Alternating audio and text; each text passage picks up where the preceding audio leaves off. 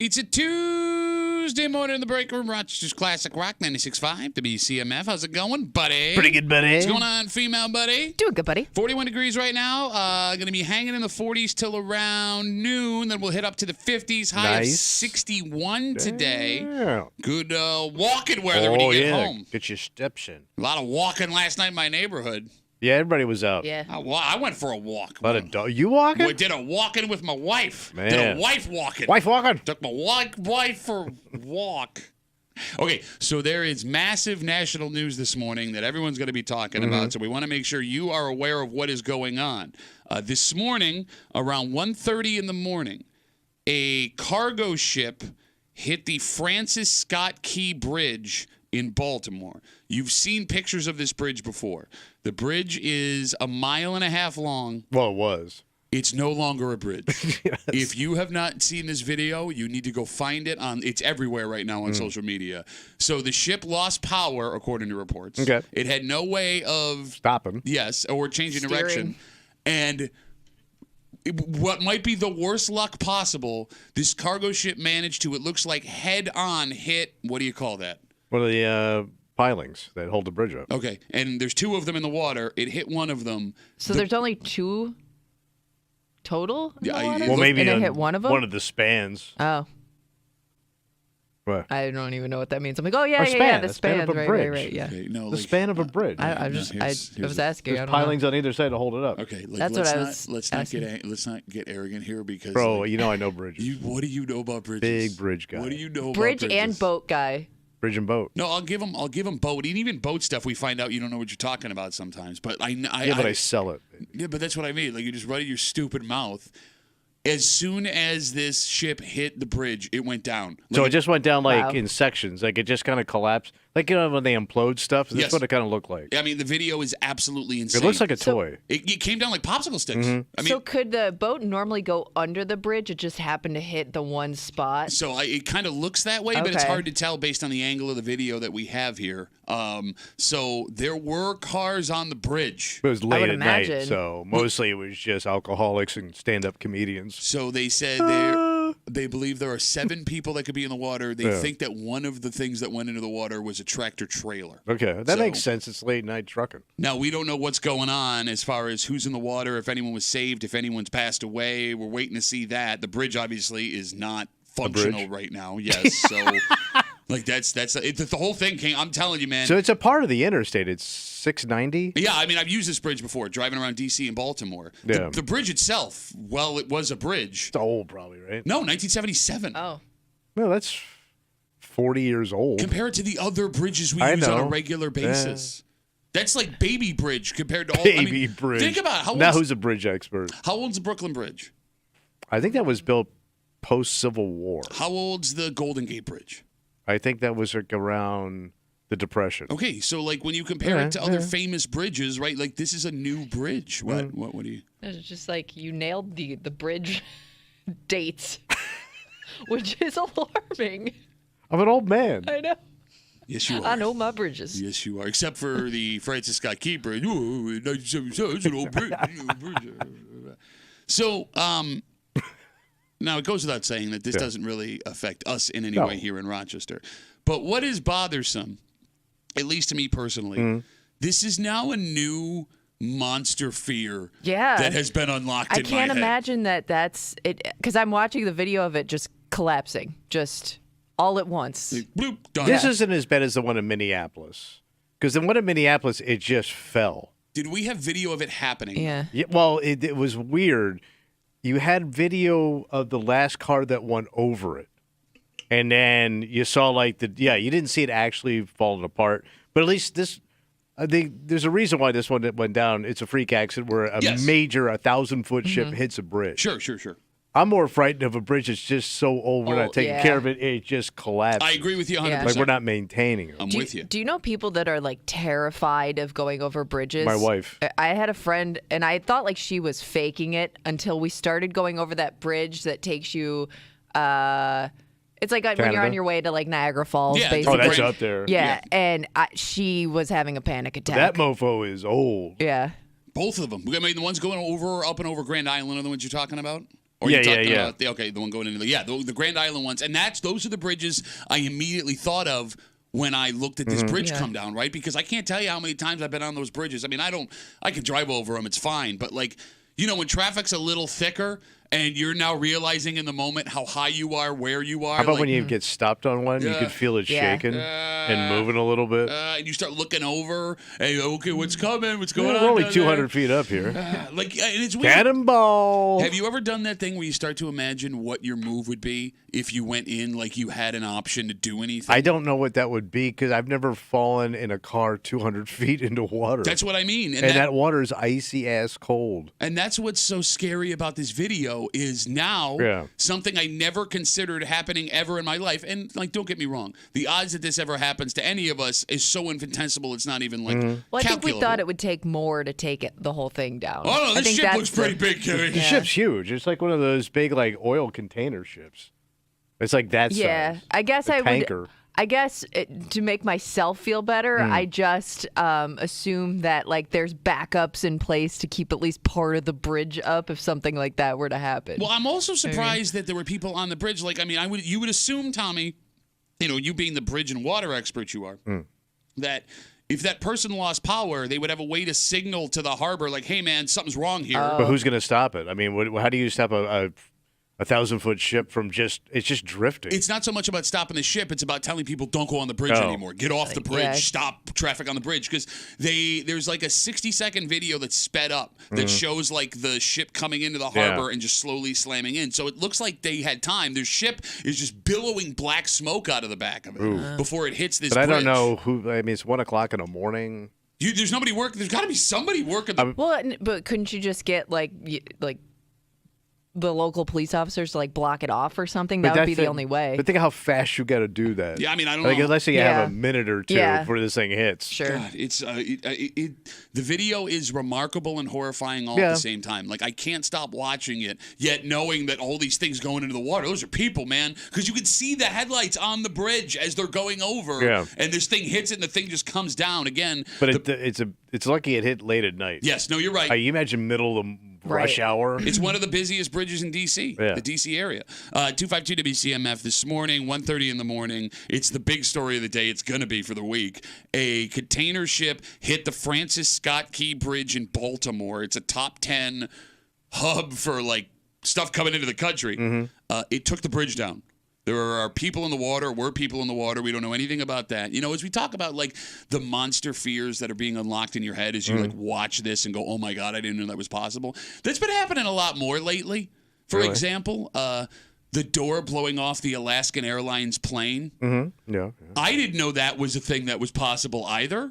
Right? Right. Then you had all the dangling semis. That's been happening a lot. Just pieces in general falling off of planes lately. Yeah. But like feels like almost every day, at least at weekly, I wake up and I'm now aware something can happen if I'm in the worst possible place at the worst possible time. And it's not going to happen. Yeah. It's not the point that it's going to happen. It's now when I sit down on a plane, I'm going to look at that door. When I'm driving over a bridge, I'm going to look over who's underneath. If I see a semi coming the opposite way on an overpass, I'm going to think, hey, how close is that thing to dangling over where I am? And those are the kind of things that usually like movies only made you think of. But then you remind yourself, oh, it's all fiction. Like, it's not, this isn't real life. Yep. It's when it happens in real life, you're like, oh, crap. Yeah. That just got real. And like what's even more insane is What's this that? bridge in Baltimore, Tommy. I mean, if you've been in this area before, you know how bad traffic is around DC. Oh, yeah. It's a nightmare. It's a major, major artery. So we were talking off mic this morning. Traffic around Baltimore and D.C. is going to be even more of a nightmare than it already is. Oh, yeah, because now you got to figure out what are you doing with all this traffic. Yeah. Okay, so like it's very possible that there are people that have died because of what happened. At the same time, there are going to be people in their cars at 7, 8, 9 o'clock in the morning that may be 2, 3 hours later than they were planning on being because of what happened. Are you allowed to be upset about that? You know people are going to be pissed. I didn't ask if they would be. I'm asking if you're allowed to be. Of course you're allowed to be. You're allowed to be. You You're have alive. a right to your feelings. You're alive. Yeah. Oh, shut up. Right to your feelings. Like, wouldn't you feel like if you took that bridge every day, more relief than anger? Yeah, but that kind of washes over now. Real life settles back in, and I had to reroute my whole week now because of this. Think about this, man. There are people that got over that bridge 10 minutes after. You know what I'm saying? 2 Like minutes after. Yeah, I had no idea anything was going to go wrong. Yeah. You just missed being a part of that. How do you reckon with that in your head? That you missed it? Yeah. I mean, you got to feel good. Well, I don't know. Do you? I'm sure that I there are a lot of did. people that have those stories of Survivor guilt? or like, you missed, so for whatever reason, something you were supposed to do didn't happen that day and you missed out on a potential tragedy. So one of the most famous ones, Seth MacFarlane, I think it was. I think you're right. Yeah. Just recently heard this story. Seth MacFarlane. The creator of Family Guy. Yeah. Was supposed to be on one of the planes on 9/11. Oh, he was? And he missed his flight. Oh, God. And Yeah. we all know what happened. But like, again, Well, don't tell me. I'm going to Google it. how do you go about the rest of your day, week life? That isn't the one that would bother me the most. What's the one that would bother So you're saying I already went over it and it fell. And I Yeah. have. How about the guy that was going to the bridge and watching it collapse and you had to lock up your brakes? Oh. That's the guy who's really going to feel it. Because, there was somebody that locked it up and watched that whole thing go Yeah, down. you witnessed everything. You're right. You're right about that because you watched everything happen. Yeah. And it wasn't you. Right. And you don't even know what's going on because it's the middle of the night. You just watch a bridge collapse for no reason. Yeah. Yeah. You don't know a shit Right. with it. Ay, ay, ay. Welcome to Baltimore. 252 WCMF 252-9263. Again, the Francis Scott Key Bridge in Baltimore. You've seen pictures of this bridge before. It's collapsed this morning after a tanker ship lost power and collided with one of the two pieces that was in the water. The thing came down like popsicle sticks. They believe at least 7 people went in the water, including a tractor trailer. No word on rescue if anyone's able to be Survived, saved. yeah. What the heck's going on? Let's talk to Tom. Hey, Tom, what's going on, buddy? Hey, good morning. What's up? Whoa, that bridge is something else. I believe that is one of the longest girder span bridges in the world. No, it's in America, not Girderstan. Pardon? Never mind. Go ahead, Tom. Okay, yeah, I missed it. Sorry. But if you want to experience some bridge terror, Yeah, I was thinking of doing that this afternoon. Any tips? yep, you need to go down West Henry or East Henrietta Road to the 390 overpass and get on that bridge when there's a red light, and you're going to feel that whole bridge shake. Bro, I know. under your feet. Bro, I'm on that bridge all the time where it's shaking up and down and it drives me insane. I hate it. I hate it, Tom. I hate it so much. Well, here's a little piece of information you might not know. Don't tell me. About 25 years ago, No. a gasoline tanker burned under that bridge. Okay. Why would you tell me Any that? more fun facts today, Tommy boy? You're the one with bridge facts too. You can't call one bridge guy can't call out other bridge guys. What's up with guys named Tom coming in with bridge facts all morning? Bridge facts Tom is what we got. I have to tell you, I also was in the Coast Guard, so I know a little bit about water. All right. So, he's got bigger expert than you are. Bigger bridge expert Tom. Well, he was in the Coast Guard. Tom, thanks for the call, buddy. Keep that walking going. Oh, yeah, I'm trying. All right. Attaboy. Have a good rest of the day. Why would you tell me that? I know. God. He's right about that bridge on East Henrietta Road, though, man. You get stuck on a red light there, it's like it's like your mom's in the passenger seat. Blaming my mother for it. Oh, what happened? Oh, no, guy's serious. It's a serious story, guys.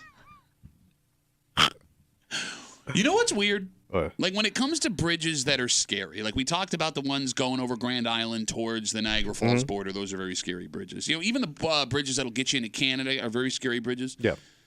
And they're up there, man. But for some reason, I never am scared going over the Bay Bridge into Webster. That's a high one. Yeah, yeah, you're right. yeah. You're right. Flying through that bridge, but for some reason, that one's a pleasant. Maybe because it moves quick usually. And it's You know, scenic. you're not- You see the yeah, water. you're almost distracted by the view. Is that what Yeah, it there's is? sailboats and stuff and people out enjoying themselves. Well, because Grand Island, you can see the falls. Yeah, Like, it's well- one of the 7 wonders of the world. yeah. But that bridge, you're like going up.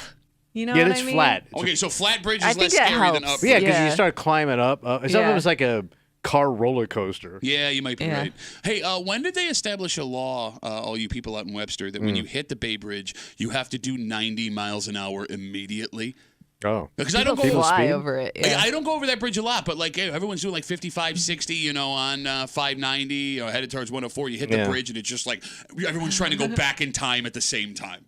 Well, I guess it's because it's a straightaway. You can kind of open her up a little bit. Yeah, I guess a cop can't hide anywhere. But hey, guys, we're still on a bridge, everybody. Mm-hmm. Still on a bridge. Let's not do 1,000. And if I'm not from the area, so I don't know that I'm supposed to do 1,000 as soon as we hit the bridge. Yeah, you're right. That bridge never bothered me.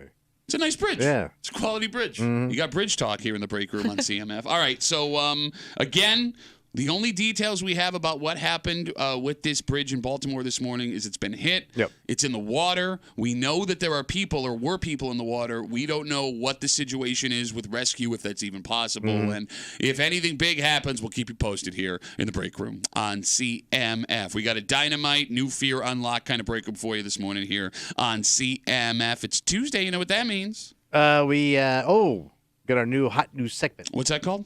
Where's Kimmy hanging in the hood? Kimmy has her neighborhood post. She's removed street names and town references. She's going to read it out loud. You, me, everyone that can hear us, we're going to listen. You have to listen. Pat. That's right.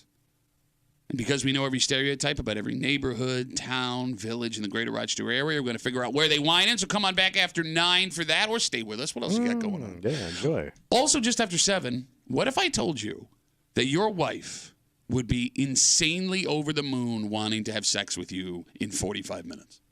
What is it, like a pill? It's not a pill. Booze? Not booze. There's not enough booze in the world. It's a shot. A shot?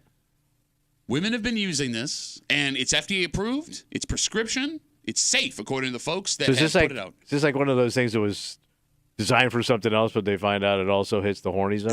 So the horny zone?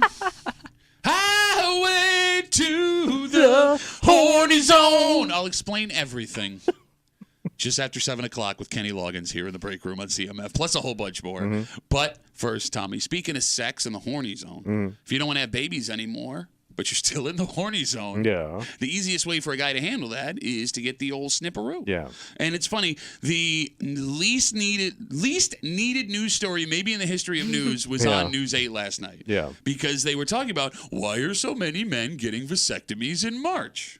We'll talk about that. But it is funny how when we men do something we don't want to do, Yeah. there has to be at least a little treat involved.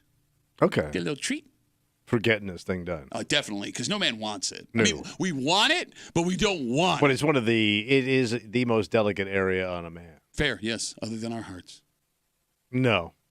We'll get into it next year in the break room on 96.5 WCMF.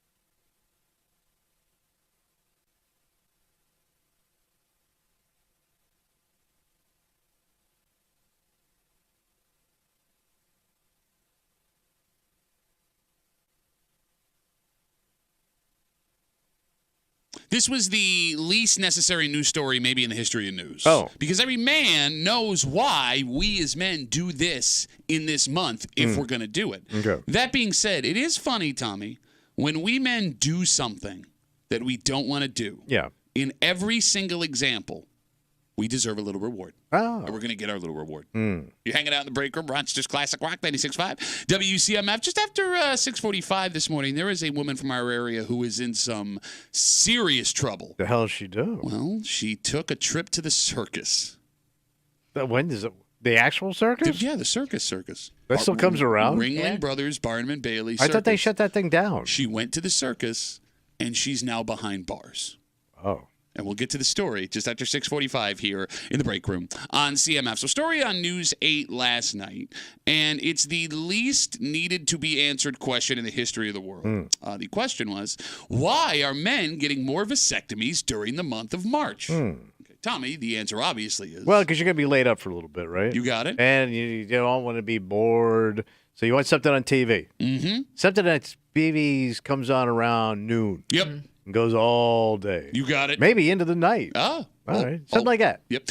Men want to watch the NCAA tournament for a few days. Yeah, so why not tie it all in? You got it, literally and figuratively. So one of the most popular days to get a vasectomy is the morning of the start of the NCAA tournament. So you get Thursday and Friday while you're laid up and can't go to work, and then while you're still kind of recovering, you get Saturday and Sunday. You just get to watch basketball all day long. It's great because if you haven't had a vasectomy, you're supposed to sit with frozen peas on your balls every 15 minutes. Oh. And then please throw those peas out. I accidentally cooked those peas for my daughter. No, you didn't. I swear to God. But they're like de-thawing and then Yeah, I mean, freezing. I didn't again, right? realize it until afterwards when I went into the fridge.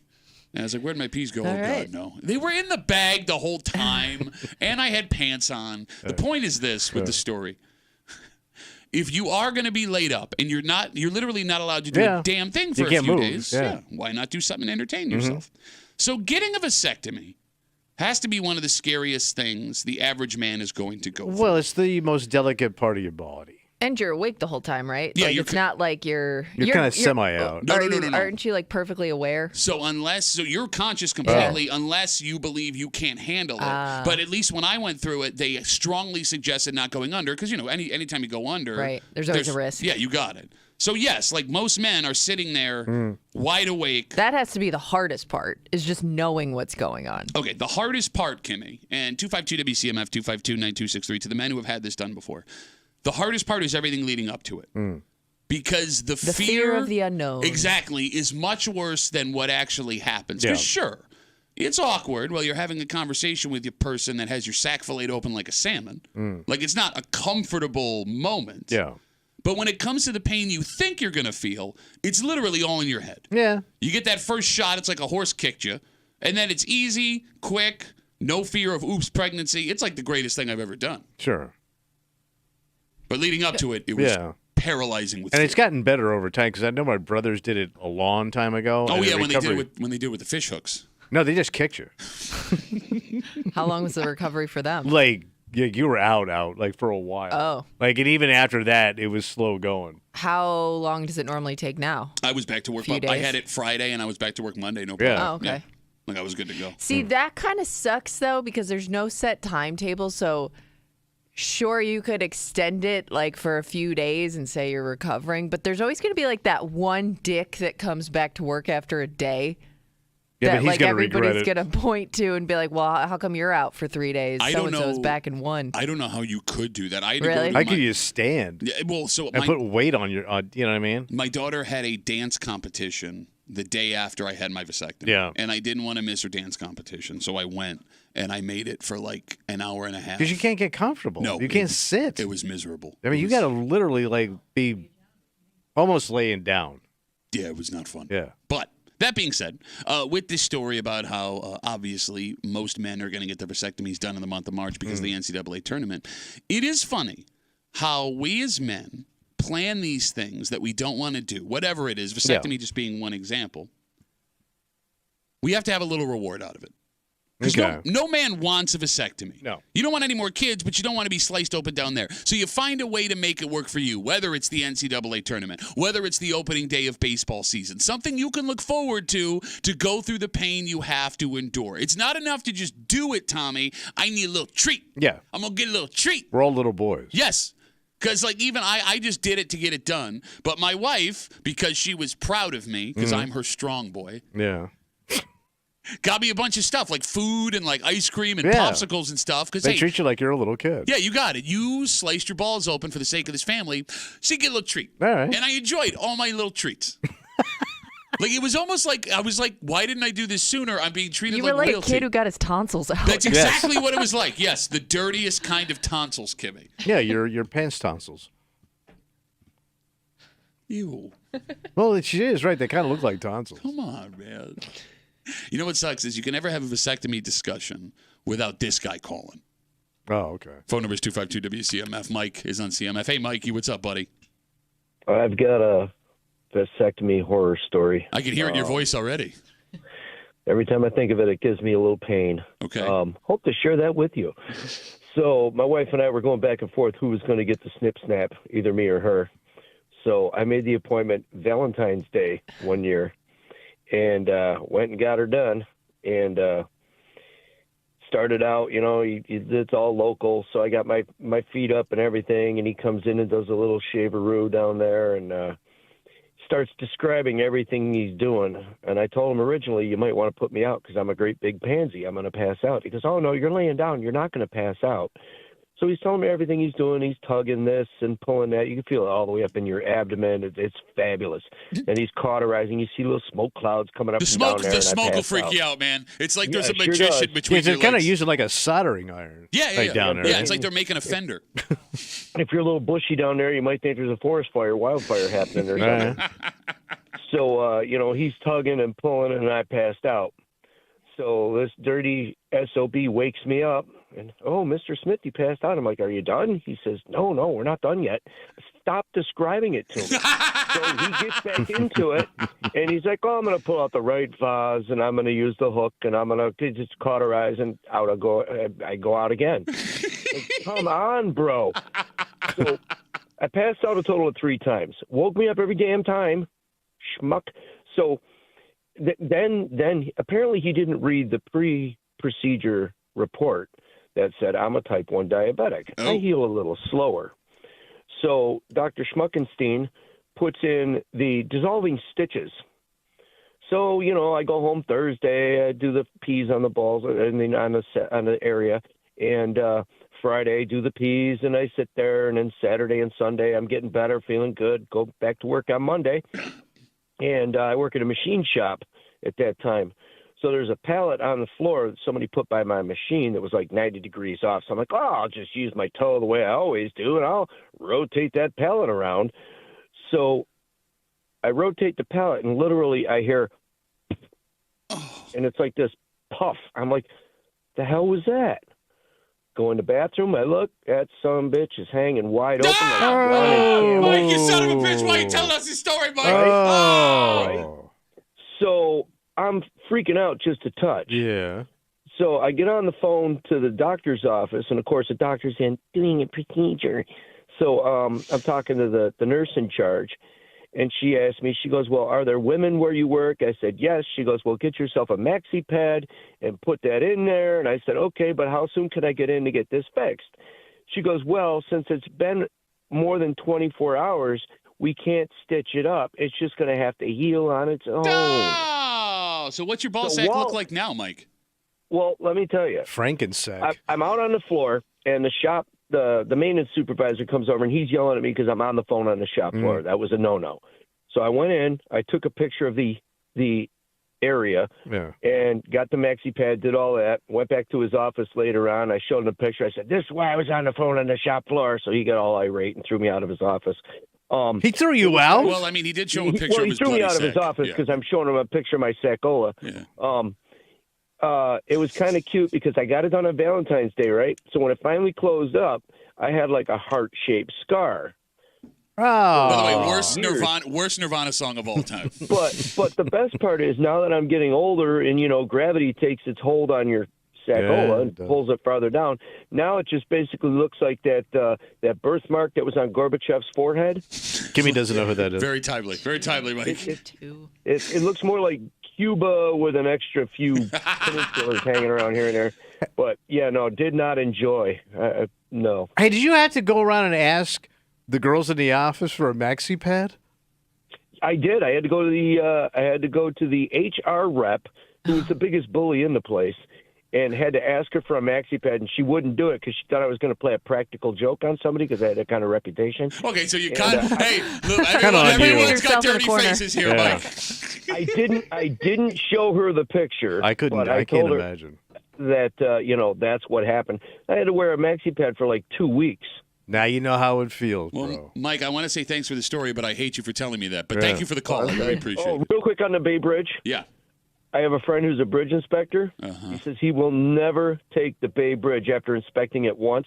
He takes the Dugway, goes up Empire Boulevard. He says, I will never take the Bay Bridge, Oh, and thanks. you shouldn't either. But they said they could fix it by putting a bunch of maxi pads down there. Yeah, So, yeah. sounds like it should be a Berkeley Green thing, huh? All right, man. Rock Call out. it. Bye, Mike. Have a good rest of the day.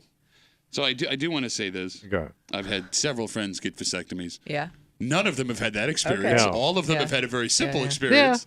Oh, my God, that was horrible.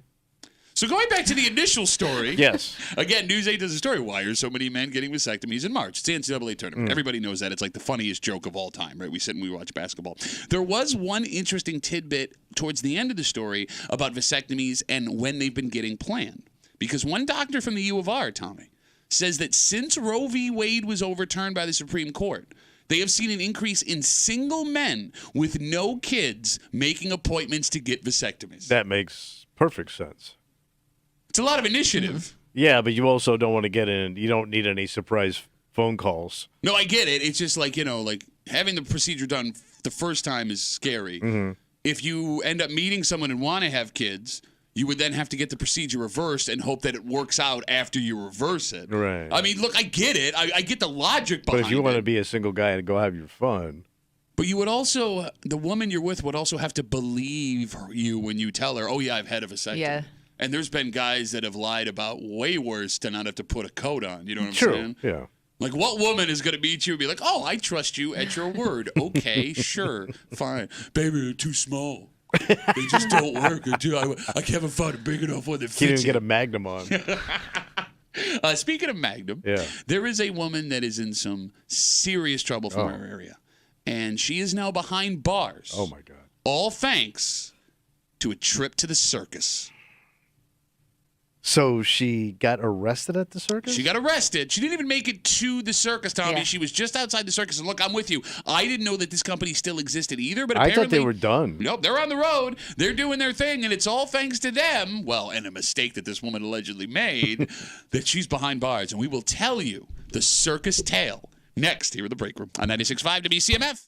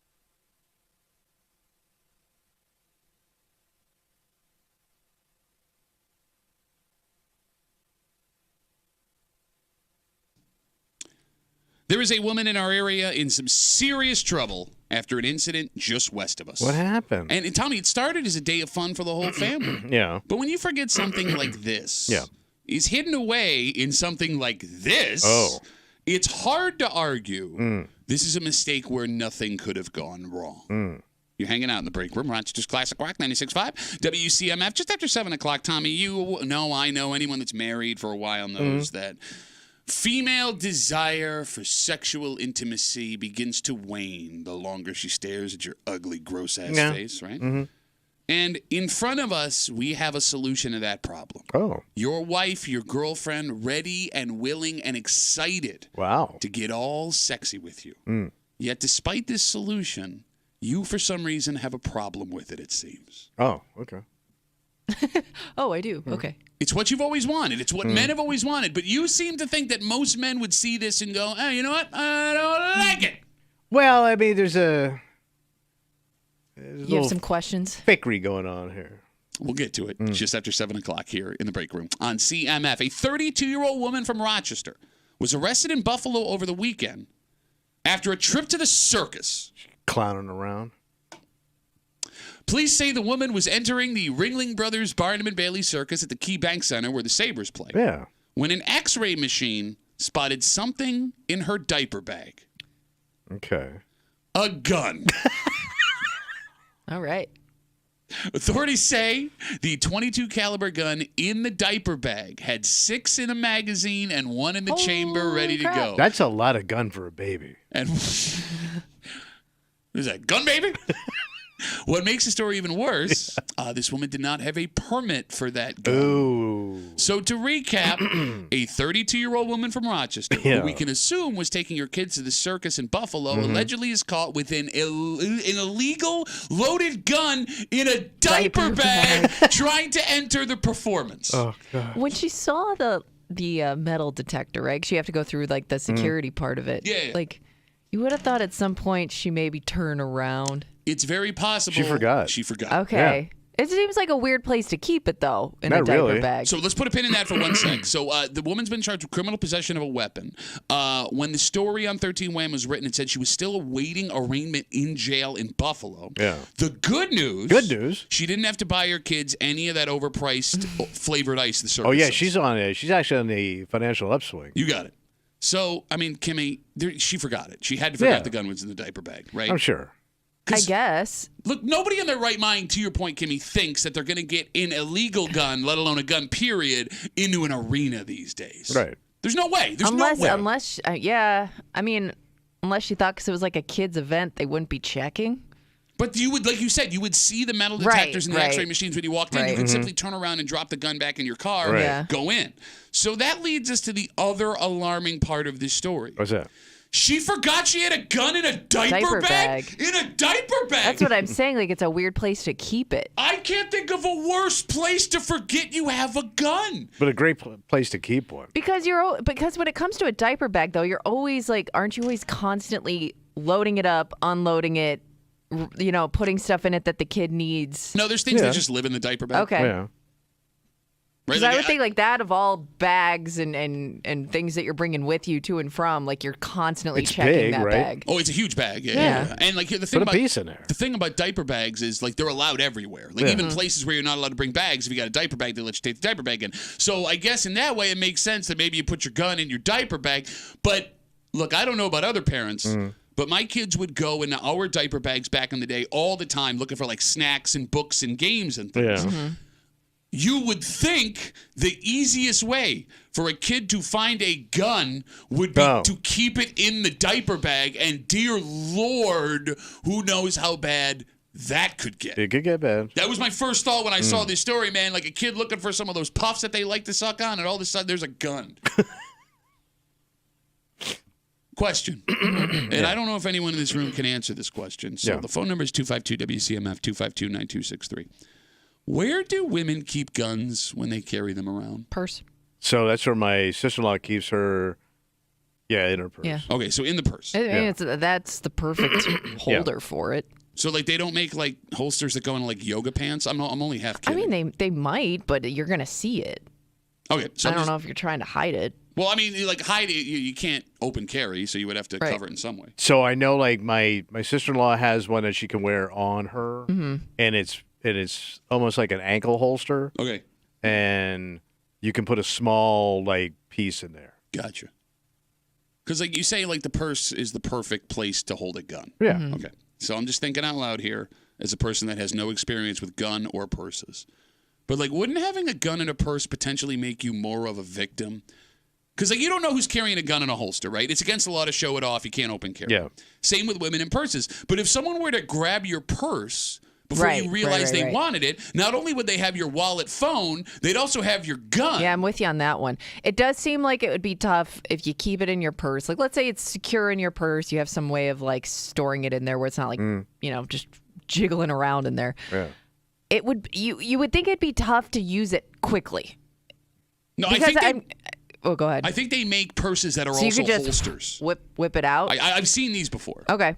I could be wrong then. Because I always thought, like, to your point, like, obviously, like, you have it on you for those situations where you don't know what's coming. And I just think, like, a purse would be a tough spot to reach for it.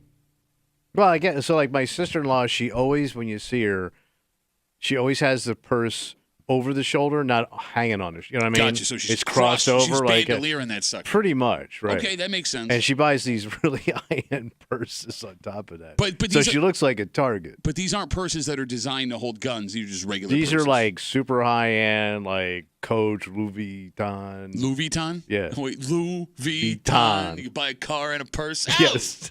Go Yeah. on down to Louis Vuittons.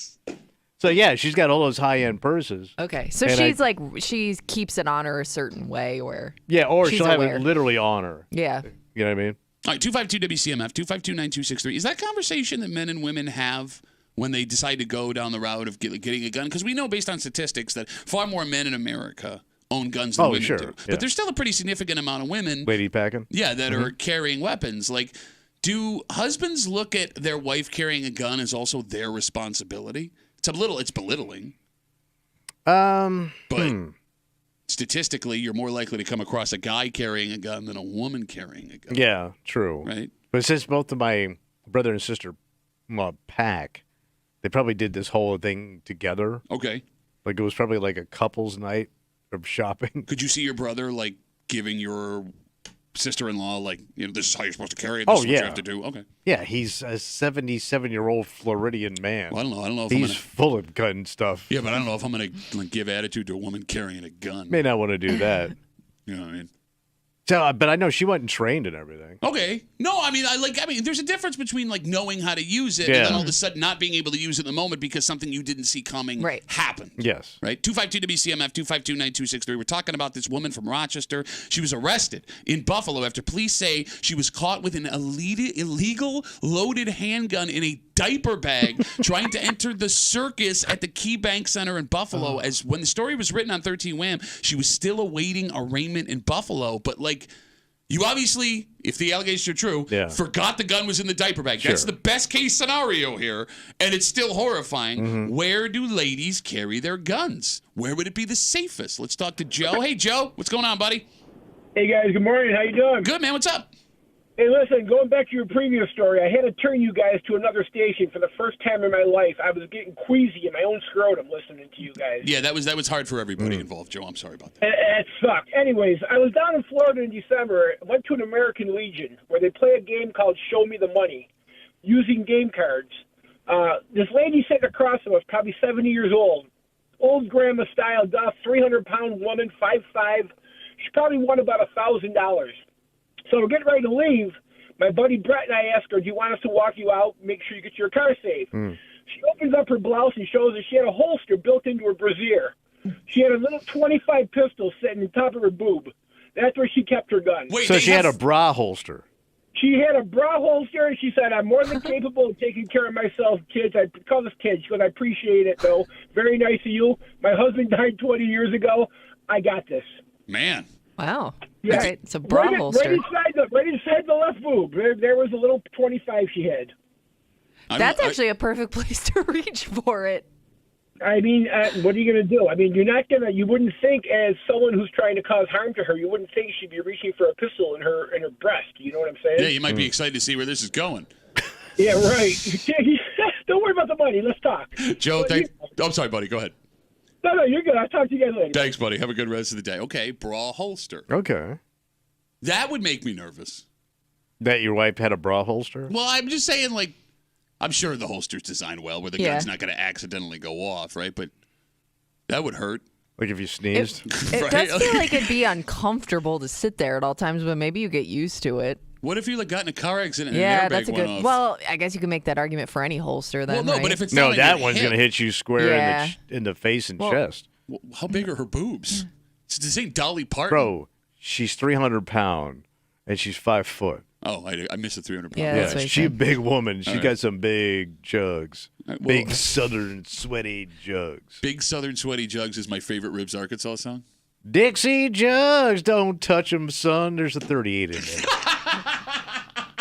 What other secret places are you ladies keeping your guns? We got bra holster. Well, you would always, I would say on the thigh, But how do you get Yeah, but to how it? do you get to it quick? Unless you're wearing like a skirt. skirt, and then like you Okay, could have an now ankle. you're just doing Yeah. porn. You're just doing porn. She's got an inside the thigh skirt. You can't holster. fit that in your jeans. That's what she said. Oh, but you also have the ankle holster Okay. because that's what my sister-in-law has. You could do. I guess you could do one around like your waist, right? But Under again, your shirt. like yeah, but you'd have to like be able to get to it quick. Well, I mean, that's Yeah, where but that's where you- most holsters yeah. are for guys, right? You keep it around your waist. Yeah. I guess with women, what I'm asking. Well, you like, could wear a shoulder one like over a jacket. Okay, all right, but that's gonna bulge. Like my dad had a shoulder holster, and my dad's a large guy. No, but they make these holsters now. It ain't like those old leather ones. Okay. So like those, like you would never know my brother has a gun on him, and because they're so small now. I think you're underestimating how big some dudes are. Well, my brother's a big dude. Yeah, bro. He's 245. They don't make a jacket big enough for my dad to put it over a shoulder holster where you wouldn't see the gun is there. The gun would go off if you tried to button the jacket. Yeah, let me. Boom!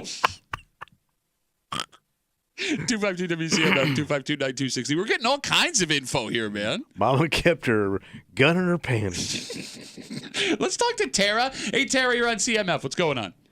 Hey, good morning. So they also do make cowboy boots that have holsters built inside of them that you can wear. That's the most That makes sense, though. Southern thing Oh, I've yeah. ever heard in my life. Boot holster. It's reality. They also have what's called a sticky holster. So it actually doesn't have to click to anything. You could slip it right in your pocket if you have like a 25. So it's in it. So Nobody you can would put it in even your know it's panties. there. You could. I mean, if that's your thing, you could. But I have multiple handguns, and there's many places you can put them, and nobody has a clue. Mama had multiple handguns. That is my second favorite. Mama had multiple handguns in her panties. She shot off her vagina. They found it in South Carolina. Tara, Amazing. Tara, thank you. Yeah, Tara, when you do carry, where is the most common place you're carrying? So I carry daily. Typically, it is in a purse that holds a pistol. There are side pockets that have zippers.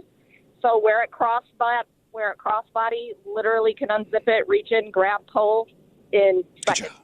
Okay. All right. Well, Tara, I hope I never come across you or make you angry, but thank you for the call. I really appreciate it. Thanks. Have a great day. There goes Tara laughing at shouting off her vagina, and they found it in North Carolina. Bits of her nips in the old Mississippi. I know all this talk's got me hot. How about you guys? Yeah. Look, when you're in a relationship for a long time, whether it's a marriage or a boyfriend-girlfriend thing, one of the hardest things to deal with is lack of sexual desire. Sure. And it just happens. You never think it's going to happen to your relationship, but all of a sudden, boom, you're living it. Yeah. Most of the time, it's coming from the female side, Tommy. And there is now a way to stop it. Okay. It's a miracle. What if I told you your wife, girlfriend of 5, 10, 15, 20 years not only wants it, but she's ready to jump your bones when you walk through the door? I don't understand your problem with this. Well, because...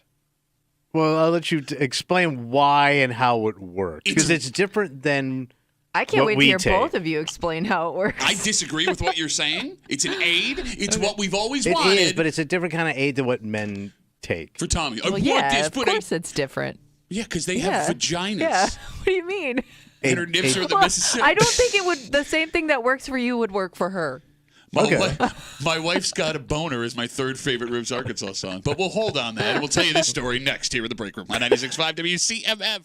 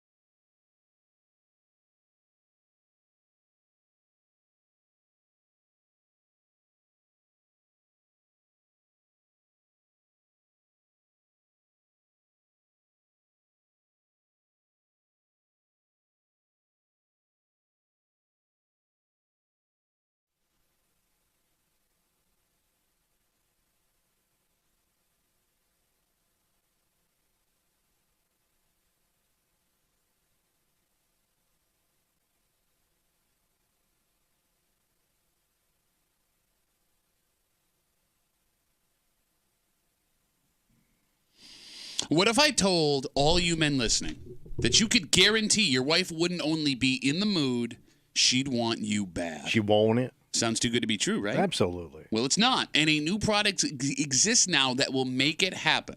However, some men have very fragile sexual egos. And one of those men is going to try and argue that your wife wanting you in ways she hasn't in years is a bad thing? You're hanging out in the break room. Rochester's Classic Rock 96.5 WCMF. We're going to jump right into the story. Ladies and gentlemen, allow me to introduce you to Vyleesi. Vyleesi? I think I'm saying that the right way. It's an at-home injection that gets your wife's motor running. The horny shot. It's a drug, yes, essentially. So the way it works is it stimulates the part of your brain that is responsible for getting your wife aroused. It's a long plastic tube. You take it, you click it into your stomach fat, and it injects the dosage she needs. So it's a syringe? Yeah, to turn her the hell on. So it's not so much a syringe. It's like this big, it looks like a pen, long pen, like an EpiPen. Oh, okay, yeah. It works like an EpiPen. All right. Except you're not Right, going to, you're going to want sex, not keep swelling from bee stings. Right. It's FDA approved. It's a prescription drug, and it has existed since the summer of 2019. But for some reason, over the last few months, there has been serious coverage by urologists and women who have used it, reviewing it online. Okay. So here's the thing. What's that? And the phone number is 252-WCMF, 252-9263. One of the biggest complaints for couples as time goes on, she doesn't want it anymore. Yeah, right. Or she doesn't want it like she used to. And even couples that are younger, with the stress of life and money and the kids and timing, can keep her out of the mood most of the time. Okay. Vyleesi, according to the folks that have used it, fixes that. Okay. So there would be no man that has a problem with what seems to be a miracle drug with a solution we never thought we'd figure out. Okay. Right? What's your problem with this? Well, I mean, she don't really want you. No, she does. No, she doesn't, because she'd want you. This drug is tricking her into thinking she wants you. What is you don't Much even know like- how it works. It's like box wine, man. It ain't the truth. You enjoy the ride, No, but the ride is BS. I would argue if she's willing to stick a needle in herself to have sex Twice. with you, then she wants you. But then why doesn't she want me? What? She doesn't want me until she takes the shot. Yeah, because it's a hormonal thing. It's a body thing. It's not a mental thing. Did you this old man wave a Yeah, I woman did. explaining how a woman's body works to you? First of all, she has no body fat to even stick. What? Goodbye. You ain't got no belly Have a fat. good rest of the day, man. You stick. It doesn't matter if you have belly fat or not. You're sticking it in that spot. I don't know what you're even. It's You like- got nothing. He's got So nothing. here's the thing. A guy takes Viagra just to keep his rail up. Okay. It doesn't make him horny. It doesn't stimulate anything. It doesn't even give him an erection. It just maintains an erection. That's all it does. Okay. Well, then, well, But, Okay, that's but it you have doesn't different put him in body the mood. parts. but why can't you maintain that erection naturally with me? Because I don't have the blood flow anymore because I have Oh, low so blood you're pressure. saying It's it's all a about blood body thing. pressure. You're saying it's a body thing? It's a science It's thing? blood pressure. It's the same. it's an No, age it's thing. not. It's an I age. am horny and I have an erection. I just can't maintain it. You don't even want to have sex till you take this shot. Again, Tells she me does want to have sex. She's taking a shot for you. She's just shutting your ass up. Well, she could shut your ass up by just having sex with you without the shot. This is her wanting to experience physical intimacy with you in a way that she, was before. Bro. I don't get how you think Viagra is any different than this. It's completely different. Because Viagra doesn't put you in the mood. No, but Viagra maintains your erection. That's which, all it does. Which, according to your logic, based on this shot, And it doesn't give you an if erection. you really cared about her, you'd be able to maintain that erection. I anyway. can't because of blood pressure. Oh, no, because to me it sounds like you can't because you don't love her. You don't care about her. You don't find her sexual anymore. Much like you're arguing for this shot. I don't get you, man. Hey, it's a great shot. Just don't buy too much into it. What the hell does that even mean? Don't fall in love with the shot. You mean the woman you're already married What to? are you Because talking it's about? creating a wife that really doesn't exist. All right? But Viagra's creating a husband that doesn't really exist. No. It's creating Daddy's a still boner there. that Daddy doesn't still really love you. exist. What's that? Nothing. It's a hologram boner, No, it's a regular which boner. just toured with Tupac last summer. But a boner you wouldn't have if it wasn't for the pill. She's right. No. Fake boner. Just not a long-lasting boner. It doesn't give you a boner. No, there are guys who say I they thought get it boners does. from the Viagra. It doesn't. Okay. Because you have to get it. Dr. Muley, please. It has please. to. You have to have the ability to get an erection. Okay. For it, all it does is just hold it up a little bit longer. But why not get 2 popsicle sticks? Because that would hurt a woman. She'd get splinters, son. Phone number. Mama got splinters from Daddy's busted Viagra is my favorite from Arkansas song. Mama's vagina got splinters from Daddy's splintered up dong. They found her old splintered up vagina in South Carolina. He's going back to the Yeah, classics, yeah. ladies and gentlemen. Bits of her nips in the old Mississippi. 252 WCMF, 252-9263. We were talking about Vyleesi. It is a new drug designed to get your wife's motor running. She'll want you. It stimulates a part of the brain that is responsible for getting women aroused. It's like an EpiPen. You click it into your stomach fat. It's FDA approved. It's a prescription drug. It's been around since 2019. But for So you got to reason, start shooting up like Hendrix before you have sex. but that's how this would work, Yeah. yes. And question, there are a bunch of like different sex aids out there if like it's tough for one side or the other to get in a mood. No, Like, you get how the is this lube really and any stuff. different? What? The KY jelly with the scents. Well, there's that. There's other stuff. I mean, couples try new things all the time. Some couples do. Some guys' egos are too fragile to even True, go but down I'm saying, that like, road. I guess, what's the difference between this and a couple wanting to try new things because, they're having trouble in the bedroom? All right. All right, let's break this down in the simplest terms. And again, the phone number is 252-WCMF, 252-9263. Like, are there men that would have a problem with this? Are there men that would wave this off, your wife wanting you? Taking the shot and wanting you? When is the last time your wife wanted you? How do you know the difference? That do you mean? one cut deep. Like, how would you know? Let's say she didn't want to tell you that she was using this. Right. And how would you know if she was faking it or actually taking it? All right. Look, just because your wife or girlfriend isn't in the mood doesn't mean she doesn't want to have sex with you. And past that, let's be real. There are plenty of wives and girlfriends, to Kimmy's point, who will just go along with sexual stuff because they know their partners want it and they feel like they want to be a good partner, even though they're not in that headspace. Are those women, Tommy, not allowed to enjoy sex? No, they they have a right to their own vaginal feeling. Because your little ego hurts? You can't. I want sex, but you can't enjoy it because my sexual ego hurts real bad. Because of your that EpiPen. It is selfish as a man to say this is something you'd have a problem with. And it is small-minded to think that she's doing it just for you, for example. You see those pills that Doug Flutie and Frank Thomas advertise to men? Oh, she gonna like it too. So they don't work. But the commercial... They work for Doug Flutie. They did. The commercial sells them to men as a way to get their old sex drive back, Yeah. right? Okay.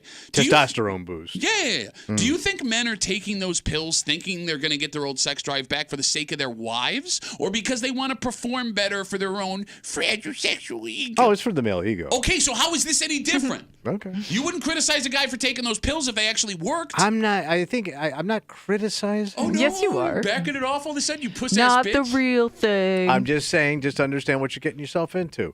Read the label, fellas. Read the label. You didn't even know this existed Yeah. until just now. So there is a potential issue here, and it has nothing to Like do. a side effect? No.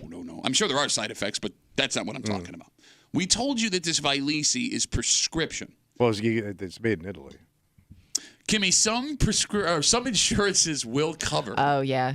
If your insurance won't, Vyleesi will cost you $250 a dose. And that's going to piss women off because one of the things like Viagra was covered by a lot of medical insurance, and it's a pointless pill.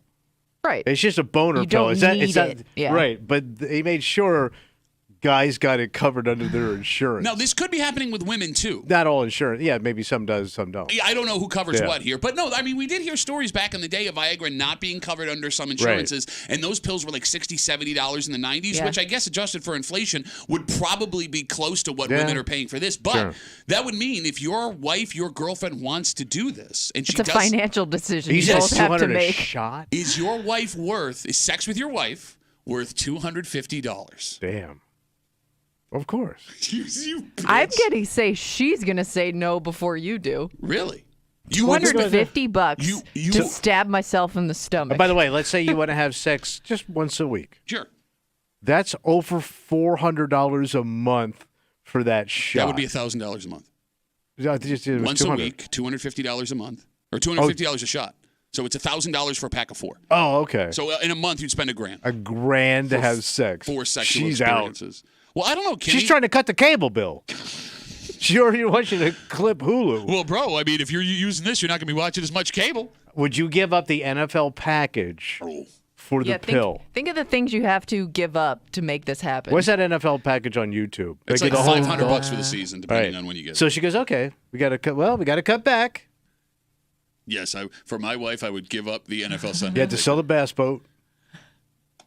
Yeah, but again, like, give up your golf clubs. Okay, well, how much do I have to give up here? For All God's of sake, it. Would it ruin? And just $1,000 knowing to $12,000 a year. Would it ruin your mood, knowing how much money you just pumped into yourself? No, I would think it's the opposite. I'm gonna make this one count. Okay. I'm gonna be we'll be pumping plenty of stuff into you. How about she's laying there going, this is not worth $200? Well, I don't know. Maybe it is. You ain't bringing it, bro. You better bring your $200 an hour game. Brother. You better gigolo that ass. An hour? What do you mean an hour? Well, yeah, she's going to want a full hour. You're going to get your money's worth out of it. Okay, look, I don't really have much control over how long this is going, especially if she's super into it. That would be the worst part. It's the best sex you've had in a long time because she's into it, and goop, we're done. Yeah, how long is her... Oh, I don't know. She stays I up wonder here how long compared it to you. lasts. Can you actually look that up? It's Vyleesi. I believe it's Vyleesi, something like that. Vyleesi. Yeah, like that. Pressure Vyleesi. I think you can vote for him for the Greasetown board this year. 252-WCMF, 252-9263. It's a miracle drug. Apparently, women, this prescription Vyleesi that will get their motor running. Mm-hmm. Women have been taking it. They've been raving about it. All right, why'd you, oh, man? Because the first thing it says is so the nausea that comes with it can last up to 2 hours. That could also be from seeing your husband naked. But can last longer in some people. Any leakage? Yeah, hey, I'm that's done. It seems like it. Okay, so I don't know. I'm getting range of stuff, but I'm guessing the 2.7 hours. It says. Wait, I got to keep her entertained for 3 hours? That's a flight to Miami. By the end, I'll be doing card tricks. That's a good joke. Take it 45 minutes before. You can't take it more than once in 24 hours. Yeah, I would hope. I'm sure And she you doesn't can't want to take do it, that either. So you can't take it more than 8 times per month, it says. By the way, those are pointless warnings right there. By the way, that's $2,000 uninsured worth of stuff 8 times a month. All right, 252-WCMF. Folks have been waiting patiently. It's the miracle sex drug that'll get your wife's motor running. And Tommy says, because it's not real, he don't want it. Don't fall in love with it. Like, there's another way your wife would want to have sex with you. Josh is on CMF. Hey, Josh, what's up, buddy? Morning, guys. Not much.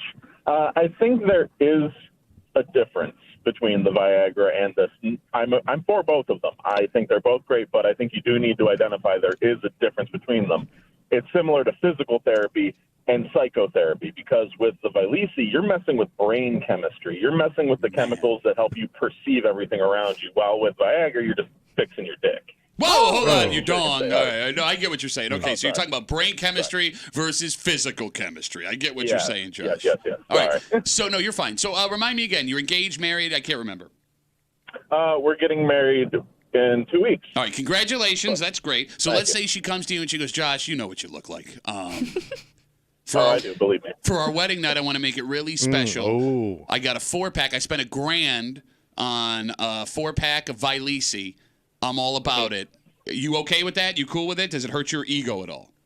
Why would you spend that much? We have the paper bags downstairs. We can put one of those on me. Paper bag, I would go with next time, Josh. But I would see the intent. Obviously, as a man, you would hope to feel that there's no need for it. But at the same time, anytime we take something, we're trying to become the person we want to be. Ooh, that was deep. Interesting. Yeah. Yeah, I mean, if we can identify our own problems, self-analyze, and try to find a solution, if you really care about a person, you wouldn't try to get in the way of that. Josh, thanks for the call, buddy. Have a good rest of the day. Deep thinking Josh. Did you hear a word he said? That was a great point. Yeah. That was awesome. What did he say? I better think about it before you take it. That's what he said. You idiot. She's doing it for herself. Those guys bore the crap out of me. Guys who make good points? Yes. We got a ton of Facebook messages coming in. We love to say, men call, women write. That's where the horny chicks writing. Facebook messages. Your mom didn't write us. Facebook messages coming in. Randy with an I. It's a lady, Randy. Okay. She says, my friend used this with her husband, and she loved it. She says it worked, and it made she said it worked, and it made she and her husband much closer. They're both in their 40s. I couldn't get it through insurance, but I think I speak for most women when I say this is something we all want. Okay. Ride your boy right into the grave. What? You're going to kill some men. Shut up. You're gonna kill some. Because guys aren't used to, long. So you're saying, Like, guys are this used to, happens naturally, so men don't die early deaths? Men are, y'all being interested in us Yeah. are going to kill us. It's going to kill our hearts. We don't actually have the actual stamina for good sex. We're going to die. Maybe Randy is wrong when she says I speak for most women when this is something we all want, because Jess writes us, why are women taking drugs to get horny? Why can't you men keep yourselves in shape and get us turned on naturally? I don't want an injection. I want a man like my husband who still makes me excited and ready to go the natural way. Wait a minute, but she's making the argument you made. I know, She I know. lying because she went too hard the other way, man. She is making Be like, my literally man, said my this. man, fine. You're arguing against I know, the I know. argument you just made. Because she went too hard the other way, man. You're an idiot. It's extremists on both sides. Can we meet in the middle? It's what you said. Kinda. You know she's lying. Well, I mean, if Jess is turned down by her husband, Yeah. Jess is turned down by her husband. But I think Have you ever But I met a think you could Jess be- that wasn't lying her ass off? I don't now know that how I think about it, no. I don't know how old Jess is, but I'm hold sure on. that things change with age. I would say lying 30s based on the picture. Okay. lying ass. So No, maybe we're- she doesn't need it yet, but who knows what the future holds. Oh, I'm 37. The future only goes downhill. That's what I'm saying. So I think it's a little too soon to say She young, I'm not going to too. need this drug. I'm guessing she could just be a really good-looking 40-something. Okay, Right. now I feel creepy. Tell me more about your sexy husband, Jess, with your really good-looking 40-year-old body. It sounds the way you're reacting to this entire break Me? with Lisa. Yes, you. I just have questions. That's all. No, you made statements. You didn't ask a single question the entire break. Nothing but questions. You did not ask a single question. You made nothing but statements. Ask your first question. Go ahead. Why do you want this? So they can want and enjoy sex? Why do you think she likes you? Why do you think she's horny? She's not. It's the pill. It's not a pill. No, It's she's a shot. interested. The in shot, you. the injection of medicine. It's a love potion is what it is. Oh, my God. You don't buy this in the back of comic books, you idiot, next to the x-ray specs. She'll go crazy. Spanish fly. Well, you can see her panties. Shut up. It sounds like you think men would prefer if their partners taking this were to keep it a secret. That would help his ego. If all of a sudden, I don't know what you're doing, honey, but you're turning me on. It is amazing. Why? Why would that be? Why would that? Instead of hurting your husband, take it quietly and let him think it's all him. Why is that bad? Because To stroke his ego. Why does everything sexual why does have to it? be about the guy? Why do you Why have does it to have hurt to him? be about your ego? Why does it hurt you? Well, it does, and I have a right to my feelings. So why are you? But she wants to have sex with you and have an open relationship and be honest with you. Why is she not allowed to do that? She can just keep that part quiet. You were saying, Kimmy, I'm sorry. I totally forgot. Oh, you just want to hurt people. I What do you remember. mean? You. I don't want to hurt people. Oh, what are you you like to talking hurt. about? I want to hurt people by having an injection that know. makes me want to have sex with my husband. You're an idiot. Why? What? I was gonna say, what's the difference between this and you have to set the mood for sex, right? Because according to you, she should just be interested in you without any help. Nobody. That little effort is nice. A little romance. Yeah, but that effort Clean is yourself up. contributing to her. It's something extra that's putting her in the mood. Right. You've said it yourself. You're terrible at romance. You think it's all stupid. You don't do candles. You don't do rose petals. You don't do poems. You don't do songs. I ain't doing no damn poem. Well, yeah, because you're illiterate. But all the other stuff, you don't need to know how to read to draw rose petals on the floor. You ain't doing that. No, they got to clean it up. They stain. There was an incident yesterday What happened? at a local high school. It didn't involve any kids. In fact, it involved a couple of staff members, and everyone's okay and safe, and that's Yeah. good. But it's extremely inconvenient for these three people. This story, Tommy, immediately made me think of you.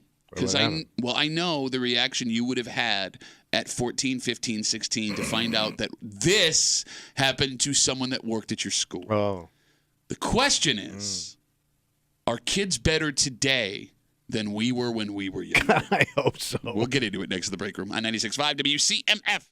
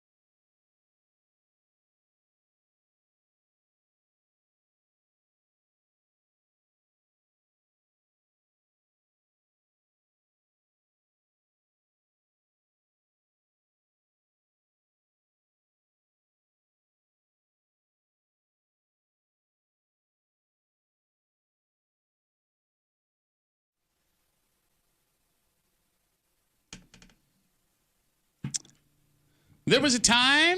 There was a time. Thank you. Where it was pretty obvious what high school kids would do if they found out this happened to their teachers. But it's very possible that kids today are much better kids than we were when we went to school. So after what happened in the parking lot of East Ridge High School, was this a what can we do to help situation for these kids? Or was this a kind of situation for the kids? You're hanging out in the break room, Rochester's Classic Rock 96.5, WCMF right now. Yeah. You can head to the contest page at WCMF.com. Enter for your chance to win a pair of tickets to see comedian Tom Segura Friday, September 27th at the KeyBank Center, courtesy of Live Nation. Tickets for the show go on sale Friday, 10 a.m. at Ticketmaster.com. Yesterday afternoon, 3 staff members had their cars stolen from the parking lot of East Ridge High School. 3 different cars. 3 different cars. Damn. So police say the suspects started by stealing a car from the parking lot of the Ridge Culver Wegmans, which is right next door. Yeah. And then they moved to the school's parking lot where they went to work there. Authorities say the suspects allegedly took the stolen vehicles to a nearby apartment complex and dumped the contents of the cars before they were scared off being confronted by a witness. The school says after the incident, they will now have an increased police presence as a precaution moving forward. Yeah. Tommy, come back with me. Yeah, sure. 14, 15, 16-year-old you. Yeah. If you found out your teacher had their car stolen while you were... You are such a dick. I might know the guy who did it. Why are you There is not a teacher you had as a kid that you would have felt some kind of sympathy for. Especially in high school, because don't forget, I went to those hard-ass Southern Methodist Baptist schools, and I had no love for those people at all. So there was not a single staff member you would have felt sympathy for? No. Okay. Kimmy? And from the top to the bottom. Kimmy, 14, 15, 16-year-old, you and your classmates. Were you and your classmates the type of kids who would have pointed and laughed? Or are you and your classmates the type of kids who would have tried to organize a fundraiser to help these teachers out? I think it absolutely would have depended on the teacher. Oh, so you had ones you didn't. I think that there were just teachers that you just did. They were just like, hard asses. So if something happened to them at the time through a kid's eyes, you'd have been like, probably deserved it. Oh, yeah. Like as an adult, you're like, that nobody deserves that. But I think as a kid, you can't really wrap your head around how big of a deal it is to somebody. You're probably cheering for it. Okay, but there are also teachers you would have felt sympathy for. Oh, for sure. Okay. Yeah. The teachers you liked. What can we expect of high school kids today? Are kids now the type to jump into action and help? Do they have a better relationship with their teachers and the staff who works at the school than we did? Because it kind of feels that way. Oh, yeah. I think kids are better adjusted than my generation. I mean, they're better adjusted than you now as an adult because you still laughed when you heard that teachers had their car stolen, staff members had their car stolen. These are grown-ass people. These are your peers. I feel terrible for these people. No, you don't. But you asked me to go back in time to when I was a kid, those teachers. Do you think, I don't know if this is going to be an old man question or not, but do you think kids would be more likely to rally and do some sort of fundraiser for this teacher because of social media? You mean for attention? Kind of. That was an old man question. I mean, I don't know. Because maybe. I do see it a lot. You see like those videos of like kids buying like shoes for like a classmate that gets made fun of or something like that. So I wonder if like kids see that all the time and they think like they'll go viral if they raise money for their teacher. Are you telling me the kind thing kids do, they're not doing it out of the kindness of their heart, they're doing it to get famous? Yeah, they want to be a Kardashian. I think there's your answer. That's how the Kardashians started out. They felt bad for their teacher. No, it started out because she had sex social with media, a rap star. That's how that started. I think social media gives kids the idea to do it. Okay. Whereas I don't know if I would have even had that idea as a 15, 16-year-old kid. Well, I don't know, though, because we wouldn't have known that other kids were doing it at other places because unless it made, like, the bright spot on 13 Wham. Yeah, that's what I mean. Don Alhart was telling us about it, right? Like, I don't know. Like, I wonder, like, with these kids today. Yeah. If these kids are more likely to help out these staff members, these potential teachers that had their car stolen, is it because they're more mature than we are? Or is it because the school staff members, teachers are treating kids differently today than they did 20, 30, 40 years ago? Because I do think there's an argument to be made that teachers are much better at relating to kids now than they were when we were kids. Yeah. Like, we caught the benefit, Kimmy, of some of the more forward-thinking teachers when we were in high school, but you still had some of those old-school hard asses. Sure, that stuck around. And then, I mean, look, I want to say, Tommy, when it comes to you that like teachers were hard asses because they were dicks. They were. But I also can only imagine what dealing with 14, 15, 16-year-old you was like. I know I was a terrible kid, but they also didn't know how to deal with me. Guys. They're the adult in the room. They dropped the ball. The type of kid you have, as we talk about these 3 cars being stolen, staff members, potentially teachers from the East Ridge parking lot yesterday in the middle of the day, the type of kid you have probably depends on the type of person you are as a parent. Right. Or at least the type of parent that you let your kids see.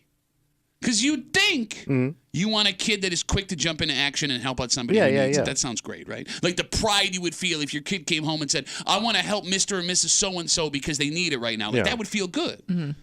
The problem with having a do-gooder, kind, jump-in-action kind of kid is you're the one that has to tote their ass around and help them out with all the do-good stuff. It becomes your project, too. Yeah. Like car wash to raise money. Guess who's fronting the cash for the bucket sponges and spending 8 hours on a Saturday watching other kids? My old man wasn't going to do any of that stuff. If I wanted to tell my old man, like, well, you know what? They should wash their car and lock their doors, don't leave their keys in their car. You know, he ain't helping either, man. No, but like you make it sound like you would have done these kind of things if it wasn't for your father standing in the way. I didn't have any backup, man. Shut up. No, you know what? My house, no support. Like, you want a kid that is sensitive and aware of the suffering of others. But their work. And that's just it. It also means the day off that you've earned now goes to the service that they want to do. And you don't want to be that parent that's like, we don't want to do that. Yeah. Like if they want to do it, you want them to want to do it. It means you got to get off your ass, too. Yeah, it sucks. You get cornered. That blows. Yeah, I mean, I'm guessing that happens. I mean, the more activities your kid is involved in, the better for you as a parent, right? Like it's showing your kid is a well-rounded person, but that also means it just makes you a busier person. Look at you. Because you don't stop. Well, my kids only you're running them around. You have to be there to support and help them out where they need it. Well, here's the thing, man. Like my youngest, but like specifically, my 11-year-old. Like if something were to happen to one of her teachers or something like she'd this, be devastated. And she would want to go out of her way to do something to help. And that's cute. It's very cute and it's very nice, and that would make me feel warm inside. And I don't want to do any of it. I've already. But that doesn't make you a bad person. No, it does. It makes me a very bad person. It doesn't. It's just human nature, man. You got your own problems. The reason my kids want to do this is because my wife and I have instilled this sense of community in them. And the fact that I don't want to help her with that, because this is supposed to be my day off, means that I was lying to her the whole time about how important community is. So, no, that makes me a piece of crap. It makes you a parent. I'll tell you what I do. I'd be doing everything I can to be like, I'd like talking to my wife, like she really wants to do this, and you being the strong, independent woman that you are, professional woman, would probably help if her mom was by her side the whole time, and then I'm watching basketball. Yes. But I don't want to do it. Because, how much time, you only have so much time in a day, right? Yeah. No, don't try and pull me on your side here, man. I'm admitting I'm a piece of crap. You're trying to justify it. He's trying to make you feel better about it. No, he's not. He wants me to be like, yeah, you're right. God, I told you, you're on my side. Get your back at me. 252 WCMF 252-9263. 3 staff members from East Ridge High School had their cars stolen during the day yesterday. It sounds like they got them back pretty soon, but we know that back in the day, most of us listening would find out that our teachers got their car stolen and go, Tommy, definitely. Are the kids today different? Austin's on CMF. Hey, Austin, how are you, buddy? How's it going, Duffy? Good, Timmy, man. What's up? Tommy. So back in the mid-2000s, like after 2012, I was in school in the Tacoma Public School District down on the West Coast. We not only would we only help the teachers if they needed help with fundraisers and stuff like that, we would also picket with them when they had their teacher strike in late 2011. Whoa, you went out on the picket line with the teachers. Okay, serious question, Austin. Was that because you believed that those teachers deserve more, or was it because you knew that means you didn't have to go to school that day? Be honest, it was 50-50, but I still love helping those teachers because in the end, they turned me into part of the person that I am today. So. Oh, did that do that for you, Martian? You union commie boy? Marching with the workers. So wait, you felt that much solidarity with your teachers that you were willing to go out and expose yourself like that as a kid. That's impressive. Did you make the sign and everything? I held a sign. I organized via Twitter when Twitter was at its best. Did you get T-shirts made? We had a whole group between high schools, even though we were supposed to be rivals in the sports realm, but we all helped each other.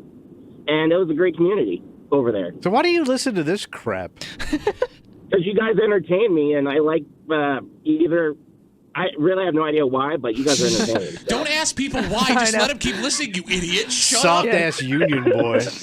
Austin, thanks for the call, buddy. Have a good rest of the day. Okay, so that's data or, circa 2012, Right. and he was plugged in and felt a camaraderie with his teacher. He was a sensitive kid. Well, is that sensitive or is To that... support your teacher's union, I would say that's more of a sensitive kid. Oh, so It's you say pretty that in all union tune with workers your- are sensitive because there's some dock workers outside that want to talk to you now. No, there's like man job. Teacher's not a man job. No, it's a soft job. Well, it's not a physical job. It's you sitting and teaching. You're not working. Physical work. You're not working? No, You're thinking. and I quote, You're teaching thinking. not working. You just said. You're thinking you're not working. It's not like you dug a hole or am put up not a bridge. I have nothing to say to you. It's a different style of work. You are Okay, that's a different style No, of don't work. let him back out of this. He's doing That's everything what he can. you meant to say, right? Yes. Okay. There's thinking work and then there's actual Nope. work. You're betting 1,000 a day, buddy. Work that matters. Give me Both sides. are good people. The other uncomfortable thing about this story, it says staff members who had their cars broken into. Yeah. Right? Oh, so yeah, this could be anybody. So that could get complicated. Yep, teacher, lunch lady, janitor, different folks who work at different schools or different parts of the school. Dean grabbed his Cadillac. They have different reputations. Yeah. Like Kimmy said, there are teachers who are beloved. There are teachers that a lot of kids don't like. Same with coaches, lunch workers, office people. If one person has their car stolen, it's an easy decision to make if the kids want to do something based on a reputation. Yeah.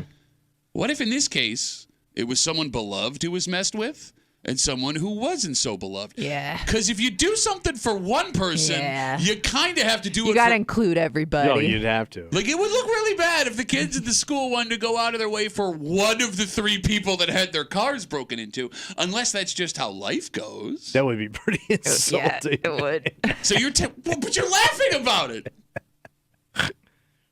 The other thing that sucks about stuff like this, even if you have a kid that steps up and wants to help because they care about the adults that work with them, right? Yeah. Even if fundraisers go well and folks get money to repair damage and whatever tragedy happens, whether it's a car thing or a medical thing, or, we've seen stories like this.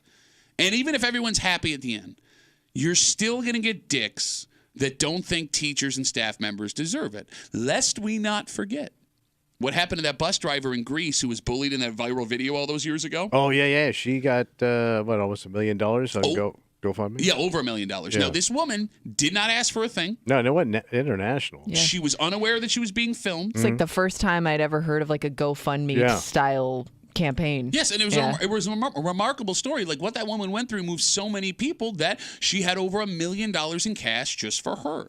And then when she hit $1 million, all of a sudden, everyone started crushing her. The fangs came out. What Well, are it you was gonna too do much. with it? It was too much. So what? She didn't ask for it. But that's when the She didn't fangs ask come for it, out. and No, everybody. but you can't two sides this, man. You can't be like it was too much. She didn't say give me $1 million. No, she didn't, but I mean, she didn't say people- give It me was what anything. people felt they wanted to give. Right, but then you're going like, it's a lot of money, lady. Sure, that she was handed. I know. Like There's no rules after that. No. Yeah. Folks felt so bad that she was bullied that they raised her this money, and when she got the money raised for her, We were more pissed. people bullied her for having all this money that she never asked for in the first place. Like, if I'm one of these people Yeah. that gets offered help from these kids, even if you need it, you do have to pause for a second and think, how is this going to be looked at from people on the outside, and do I want to deal with the potential headache after Yeah. it's done? I mean, everything's got a price. You're going to have to deal with these jerks that sit around just waiting and waiting. Run the goddamn mouth on a radio show. Folks out in Gates want you to stay safe. Gates? Yeah, move. Hey, let's You're see. full of hot takes today. Well, Kimmy, it's interesting because I grew up my whole life in Gates. We never had our house broken into. No, people leave things at your house. No. Nobody broke into our busted ass UNICEF house. The house you live in, that in Pittsford. Yeah. Nobody's ever broken into that, right? No, but there was stuff worth taking. Oh, so you had stuff broken into. The Gates Police Department teamed up with a local business to make sure that folks had their house as safe as possible. Oh, good. Were they going to give them a little something? Well, they were willing to give. Yes, Were essentially. they handing out baseball bats? The only show where a man will laugh at his own joke, The Break Room. Well, somebody needs to laugh. No, see, they don't. What I'm getting at here is as nice as this idea is, right? And as much as these folks are going out of their way to help the safety of the folks in the community, like this is like the worst time for you to do this because, like, I want to eat this pizza. Wait, it's got pizza? I'll explain next to The Break Room on 96.5 WCMF.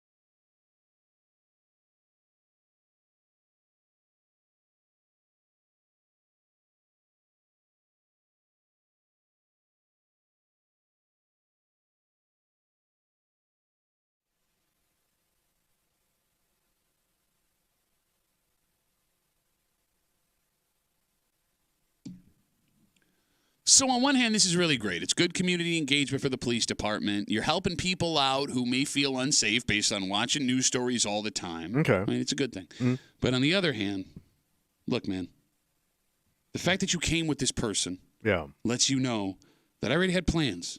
And even if I'm here by myself, I want to eat this now. And you being here is stopping that. What happened? You're hanging out in the break room, Rochester's Classic Rock 96.5. WCMF. Over the weekend, they had Home Safety Check Day in Gates. Oh. So here's how it worked. What's that? The Gates Police Department partnered with Mark's Pizzeria.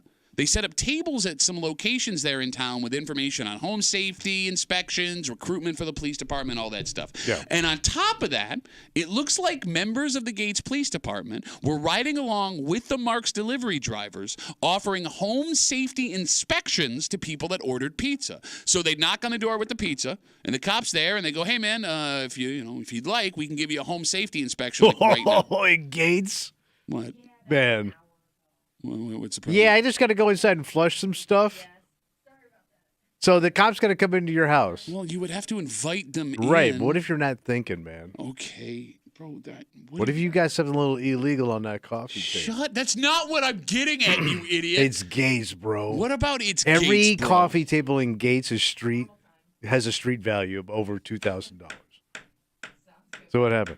I'd be weird, like having a cop walk through my house. Like, Why? You a little suspicious? It would just be kind of weird. No, you're talking awfully fast. You would almost feel like you're guilty by just having a cop in your. Oh, I wouldn't feel guilty. Like 'cause walking around. I haven't done anything wrong. You, on the other hand, that's weird that you have that feeling. I don't have nothing to hide. No, really? So why you feel weird about having a cop in the house? I just feel weird, man. I feel weird. Oh, Well, no. you always had a cop in your house. No, actually, I didn't. That was a Right, problem. Here's my problem with this. What's your problem? The offer is great. You can never be too prepared. But here's the thing. Yeah. I ordered this pizza because I want to eat this pizza. All right. Like now. No one orders a pizza and lets it age like a fine bottle. You might of even wine. have people over. Thank you. Yeah. Like this weekend, there was college basketball Yeah. going on. It's not out of the question that a bunch of folks got together, ordered a pizza to watch basketball. All of a sudden, there's a knock at the door, and there's a police officer there offering you a home safety inspection.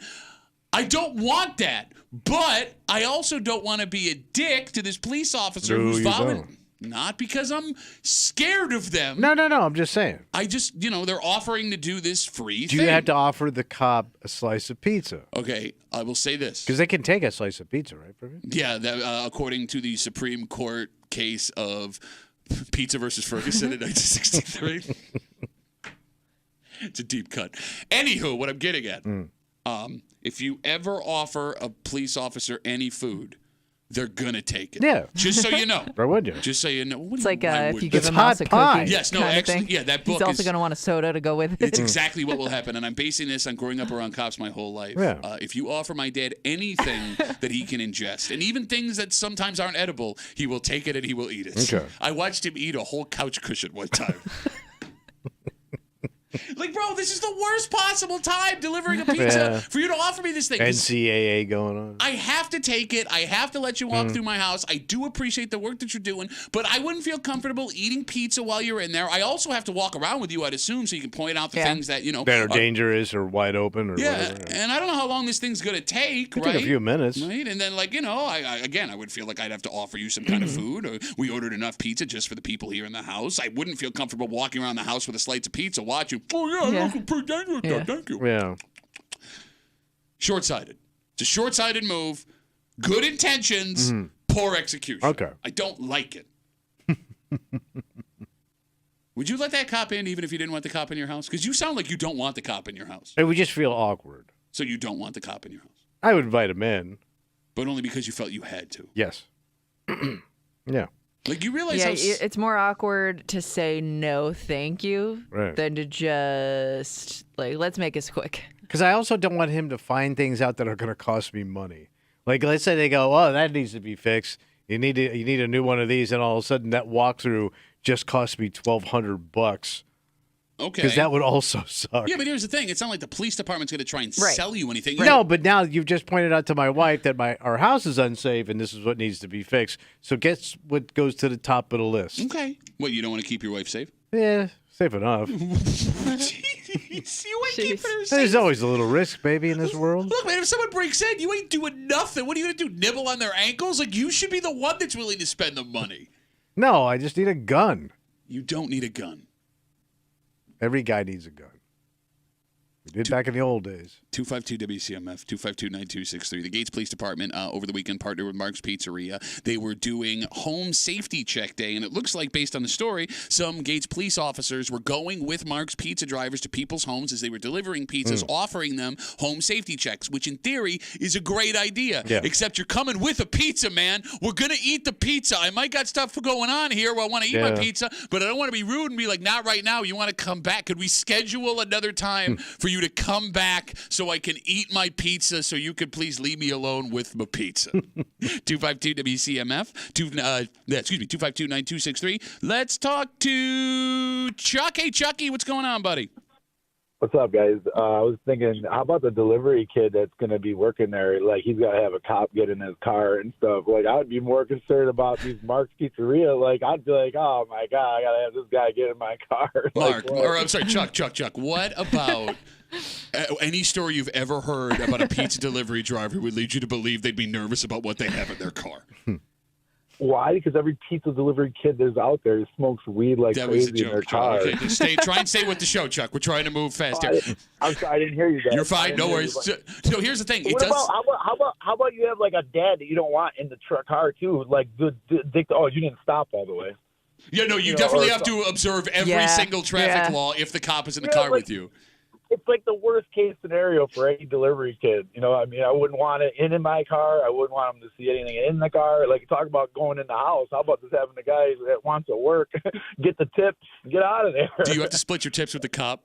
Oh, yeah, probably should. Yeah, like, He's what do been you there. do about that? Hey, Chucky, if let's say you order the pizza, the cop shows up, he offers you the inspection. Are you taking it only because you feel weird not taking it? That's a good question. I think I'm going to take it because I'm going to feel weird not taking it. Okay. Yeah, there you go. You got to take it. Chuck, thanks for the call, buddy. Have a good rest of the day. It doesn't show in the story if they were in the car with the delivery driver or if they were, like, I'm guessing they're following riding behind them. Why? You think the cop wants to get in your rank-ass pizza car? Pizza car? Because you know that thing's raggedy as hell. Yeah, but I also could understand the concern from a customer when you see a cop car pull up to your house. How about when I get out of a car and starts walking up to your house? Well, I guess it's a little less alarming, Okay, or you're not as worried about your neighbors thinking something weird if he's getting out of a pizza delivery car. I don't know. Yeah, that is another great point. Like, if you saw a cop car pull in your neighbor's driveway and walk up to their front seat, you'd be watching the hell out of that. Yeah, because how did that happen? 252-WCMF. Let's talk to Rob before we move on. Hey, Rob, what's up, buddy? Not much. I just say, thanks for the pizza. Here's your tip, pizza guy, and thank you for the offer, officer. Thank you for serving. I always back two things I would never invite in my house: a cop or Dracula. You know, they have powers over you. Boom, you're done. What? Once you get in your room, it's good policy, especially the Dracula. They have a right to search. It's called the leaping loophole. I love how you call back to blue, except for all the things the blue does. I'd like to back to blue here, except all that blue stuff. I don't want you in my house. Or Dracula. Well, you gotta kindly tell them to go take a hike. Okay, so you wouldn't feel rude turning them away. No, not at all. But you back the blue. You can say that, and also in case they're Dracula. Back the blue unless it's at my house. Or Dracula. All right, Rob, thanks for the call, buddy. Have a good rest of the day. I don't understand what that was. I don't either. He backs the blue, but not on his property. Over there, I back the blue. All right. People have an inflated opinion of themselves. Oh, yeah. We know this. Especially in this room. However, it's not out of the question to think that parents today are doing it better than parents in the past. Is that a fair statement? Yeah. That being said, we have in front of us the number of millennial parents who believe they are doing a better job raising their kids than their parents raised them. Okay. And what's interesting is, in admitting or in believing that you, as a parent raising your kids now, are doing a better job than your parents did raising you, you are spitting in the face of the people that raised you, right? But don't you think every generation feels that way? So everyone's been spitting in the generation before. I think every generation thinks they fixed the problems of the generation before them, when it comes to parenting, especially. We'll get into it, and we'll tell you the numbers next here at the Break Room on 96.5 WCMF.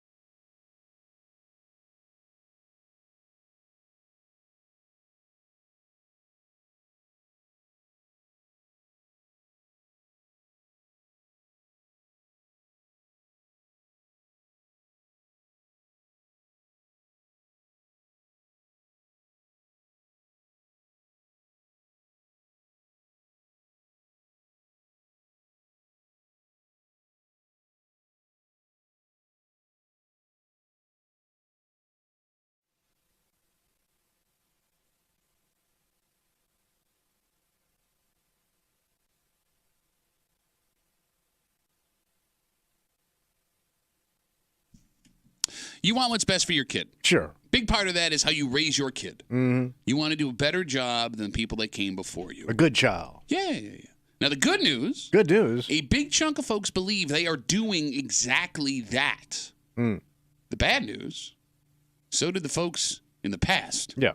You're hanging out in the break room. Rochester's Classic Rock, 96.5. WCMF. Just after 8:30-ish, there is a woman out in Newark who's in some trouble this morning after police say she made a threat inside a specific store. But it's what she threatened this other woman with we'll tell you all about just after 8:30 here in the break room on CMF. A new study reveals that almost 3/4 of millennial parents, those are parents who are millennials. Like you. Yeah, you got it. Believe they are doing a better job raising their kids than their parents did raising them. And they have reasons why, Tommy. Okay. Millennial parents say they are conscious about being present with... Damn it! Millennial parents say they are more conscious than their parents were about being present with their kids. 8 and 10 say they prioritize their kids over work. About the same amount say they are more present with their kids than their parents were with them. Millennial parents care way more about their kids' mental health. A massive chunk believe that discussions about mental health and emotional well-being are important for their kids. 2/3 of millennial parents say their parents never had those conversations with them. So, the good news, parents are currently raising school-age kids, and they think they're doing, parents that are currently raising school-age kids think they're doing a much better job than the generation that came before us. The bad news is our parents thought the exact same thing. But that's been throughout generations. The last generation thinks you're screwing it up, right? Well, and then things improve over time. But like my parents thought they were doing a better job. It just that makes sense to me. Because you are aware of the things that you feel like your parents did wrong, so you try to correct that. Yeah. And I mean, obviously, like they're going to be new problems that come up. Your kids are going to think you did it wrong. I'm nailing it, but your kids are going to want to fix whatever they think you lacked in. And you guys are absolutely right. This study doesn't really mean anything because every generation of parents believes they're doing it the best way that's ever been done. What is interesting, however, when you dive deep into this study, it's not only the folks that came before you that did it wrong. It turns out we also tend to believe the folks that come after us are doing it wrong. Because in this study, 1 in 3 millennial parents say they have dealt with direct questions from their own parents, grandma and grandpa, about how they were raising their own kids. Which is a tough conversation to have without unloading on your mom and dad about the things they did to screw you up back in the day. And the fact of the matter here is, phone number being 252-WCMF, 252-9263. You're not going to really know how well you did as a parent until your child is well into adulthood. Oh, yeah. Because those lessons you taught, those things you did with your kids, you don't see them fully bloom until that kid's in their 30s. And by that time... You're asshole. And it's too late to fix anything. You could be grandma and grandpa. Everything's done, right? Is this a good or a bad thing? The belief in millennial parents that they are doing a better job than their parents did raising them. It just seems natural to me. Yeah, it's a good thing to strive for. You want to be a better parent, whether or not you're doing it the right way. I think the intent is good. I will say this. Your generation is the first generation where it's obvious that you're doing a better job. Well, why do you say that? Oh, my God. To see the generations before, not much changed. Really. Your generation has changed a ton how you raise kids compared to my brothers, how they raised my nieces and nephews. Okay. And they thought they were doing a pretty good job. Sure. But it's not even close. But here's the thing. There are lots of people listening right now that would hear you say that and go, what the hell's wrong with you? The parents today are screwing up kids. Kids are soft. Kids don't know how the real world works, right? I don't know who's who and what's what and where's going anywhere. All right. But I'm going to say kids today know so much more about how the world works compared to me. But is that because parents or is that because of social media? You have more access to things that are happening in real time than I ever did. And I could look at things that as a little kid I would have never seen Does or that make understood. it more difficult for parents, though? I mean, they're navigating a whole new I'm sure world it does, but at least you're there to navigate it. If social media was around when I was a kid, my parents wouldn't have been around to watch what I was watching because they weren't watching what I was doing, period. But the argument you're making is another reason why people will say parents are raising kids the right way. The screen time, you're just letting the phones raise them, and that's why these kids... The screen time replaced the TV and replaced the stereo and everything else we had to divert our attention in freaking comic books that you weren't looking at or paying attention to. Sorry, I manned you. But, kids have always been staring at something. So you, as an impartial observer, believe that millennial parents are doing the best job of raising kids? Yeah. Okay, I'll take it. I'm done. I'm going home.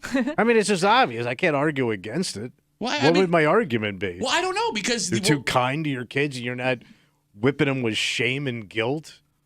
I mean, we're not going to really know, again, for another 15, 20 years. No, you won't. And I can admit that, right? Like, I am terrified that I'm screwing up my kids. In fact, I know that I'm screwing up my kids in some way. I just won't know which way I'm screwing them up and how badly I did it until they're 30 and they look me in the face and go, hey, you idiot, this is what you did. And I go, oh, yeah, now in retrospect, that was probably a bad idea. But that's every generation is going to screw something up. Every generation. And nobody's going to get it perfect. You're a human being. Man. 252-WCMF, 252-9263. Almost 3/4 of millennial parents believe they are raising their kids better than their parents did. 8 in 10 say they try and prioritize their kids over work. About the same amount say they're more present with their kids than their parents were. A massive chunk believe that discussions about mental health and emotional well-being are important. And 2/3 of millennial parents say their parents never had those conversations with them. What's very funny about this study, with the almost 3/4 of millennials saying they're doing a better job than their mom and dad did, it is a direct shot at the people that raised them, right? Oh, it definitely is. I mean, you're spitting in your parents' face when you say, hey, I'm doing this better than you. But they also spit in their parents' faces, man. Do you think more, because I'm trying to figure out, I guess it would be a combination. It wouldn't be Gen X. That would be too young. Would it be the baby boomers that raised us? Yeah. So it'd be like my brother and I's generation. Okay. Do you think the same percentage of those people believe they raised their kids better than their parents raised them? I hope so. Well, I don't know, because there was a lot of reverence for moms and dads and grandmas and grandpas, at least more back then than there is today. More what? Reverence. Father knows best. Mother, mom did everything she could. Mm-hmm. Yeah. But I mean, that was your normal. But if you really look back on it and, break it down, it looks just not really all that good, man. I don't know. So I remember one of my brothers, he ended up going to some psychiatrist, and one of the things the guy noticed was like, your father wasn't really involved too much, but most parents weren't. Right? Sure, yeah. So my father wanted to go with the doctor, and my brother's an adult, like he's out of the house and stuff. He's out of college and stuff.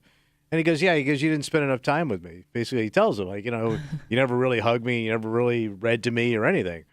So making money, so you can go to. So my father immediately got defensive and didn't want to hear anything that this guy had to say. But he asked my brother wasn't going to tell him. He asked him. He told him my father got pissed off. Set himself up. That you were basically not involved with your kids. Okay, but look, and you weren't supposed to be at that generation. Daddy goes to make some money. Mommy cooks the bacon. It was pretty base. I will rarely defend your father. Yeah. And I don't even know if I'm defending him here. But it does have to be really hard. Oh, sure. To have a child hear that. who you think you did everything in the world for. Because, again, in your father's mind, he did. He Right. was a great He father. did. He did what fathers were supposed to do. He did what he was told. Exactly. But don't ask. But that's just it. To have that kid look back at you and go, no, this is where you failed. I can't guarantee that when my kid's 30, if she looks me in the face and says the same thing, I'm not going to have an instant knee-jerk reaction of, you effing kidding me right now? Driving you to hockey practice 5 times a week, spending all this money, you and your sister going to this school over here, taking you on vacations that I never got to drink. The home you live in? Did you see the home I live in? Did you see the home I'm already doing it now? She hasn't even yelled at me about it yet. You're like one step away from. Have you ever driven them past the house you lived in? Dozens of times. Do you do that on purpose? Yes. Okay. Yes. No, I want them to see. Your kid doesn't care. I don't care if they care. It's just a story to them. Yeah. I don't care if they care when Dad. when I'm yelling. We go to the mall. When I'm yelling at them later, I need them to have that point of reference. This is where Dad grew up. This is where you live. Shut up. See, that makes me a bad parent. I know it makes me a bad parent. That just makes you a parent. See, I'm giving you a break here, man. I'm trying to be honest here because I would like to think that I am raising my kids better than my parents raised me. You did. You don't know that. Bro, I heard your stories. Jesus Christ, man. But to be fair to my maybe parents. you look at yourself, though, and you think, like, because they raised me this way, I have this, and this going on. Am I taking that away from my kids? Because you were probably a really independent adult, right? Yeah. And that is due Your to kid the was way getting you high were at raised. 15. So you may fear. With you. You may, hanging out with me. You may fear that your daughters lack that experience, and you don't know if it's a good thing or bad thing yet. And like that's the other effed up part about wanting better for your kids, because we all want better for our kids, Sure. and we all do everything that we can to scrimp and claw to make sure our kids' childhood was better than our childhood. You sacrifice. Yes, exactly, right? But like, if your kid's never been hungry, they may not know how to struggle. And I know, with that feeling I have inside of me, that has to be one of the biggest fears of parents that are listening to the show, Don't feed them too. every Well, once in a no, while. you know what I mean when I say How's that feel, kid? I know. not never been hungry is in not getting food, not, you've never needed for Right, anything. everything's There's a- never been a day where you've woken Right. up and something that you need to have or want to have that day wasn't there for you. You want your kids to have that. And then when you give that to your kids, you go, oh my God, what have I done? I don't know what I was. Well, it's spoiling a kid. Yes, yeah, I mean, in a roundabout way. But then again, what's spoiled Yeah. anyway, man? Because my dad looked at me. My dad would call me spoiled when I was a kid. Yeah.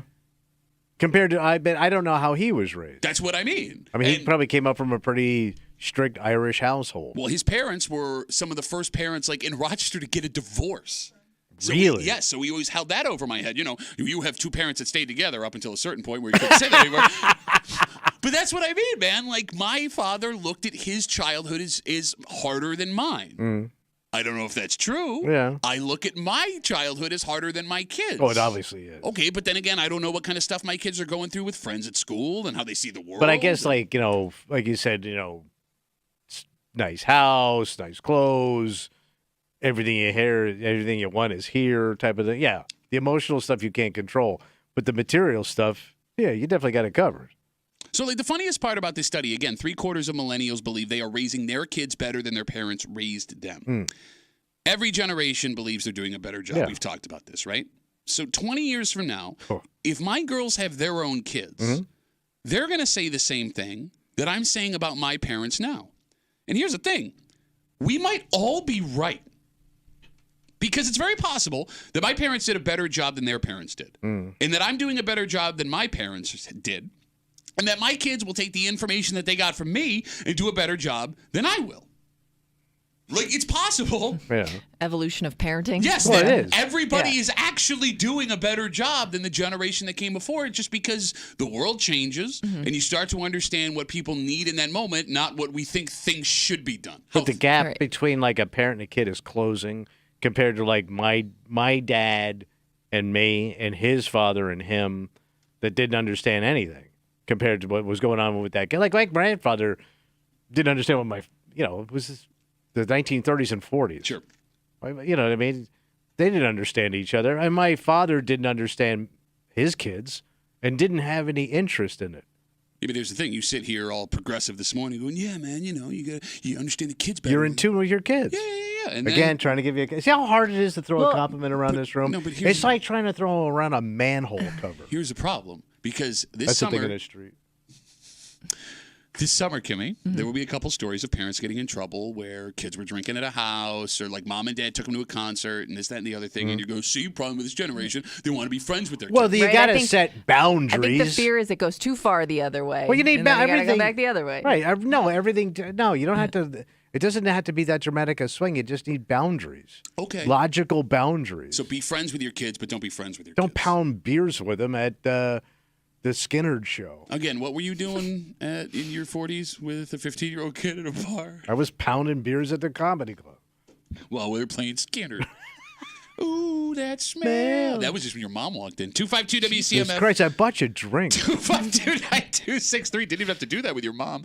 Let's talk to Teddy. Hey, Teddy, what's going on, buddy? Morning, Jeffy. I agree a lot of what you said early. Only the problem today is this parent is they don't have both parents in the house. That is the biggest influence, I think, to the kid. They don't have what? I'm sorry. They Both don't have parents. Both parents. Both They don't parents in have the house. both Okay. parents in the All house. right. Now it's funny. Now, Teddy, just for numbers' sake, kids are more likely to have two parents in the house today than they were 20, 30 years So ago. the divorce rate. The divorce rate Well, has that is gone a good down. thing. But go on, Teddy. I'm sorry. That is a good thing, but as you can see, a lot of the kids who have trouble out there, majority they don't have both parents in the house. Sure, but yes, you're right about that. The thing that sucks about it, Teddy, is like there's nothing we can do as like a community to make that. We can't like raise a bunch of money to like pay a bunch of people to be. All right, now you're in this house with the two-parent household. Yeah. You know what I mean? It's an individual thing. No, I agree, but what I am saying here is the kid, what they end up to become who they are, actually just watching the parent, what they do around the house on the daily basis. Yeah. I mean, yes and no. There are people that become their parents watching what their parents do. Tommy's made this point before. There are people that become the opposite of that because they're scared of becoming their parents. And that two-parent thing, I don't even think that flies anymore. You don't? Because, okay, so let's say you're a divorce and mom has the kids. Well, that mother today has way more resources. And recesses, yes. And recesses than my mother did. No, you're right.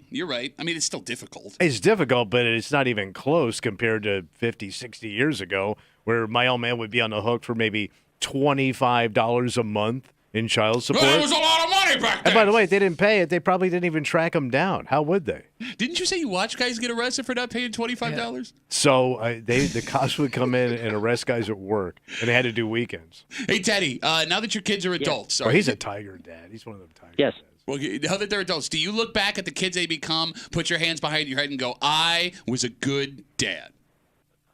I try to be. Only the one thing that I miss is I heard you talking about your kid and every day. I don't even know you. I never met you, but I'm so proud that you see like you bring kid every game time that you go. That is the part that I miss when I raise my kid because I have two jobs.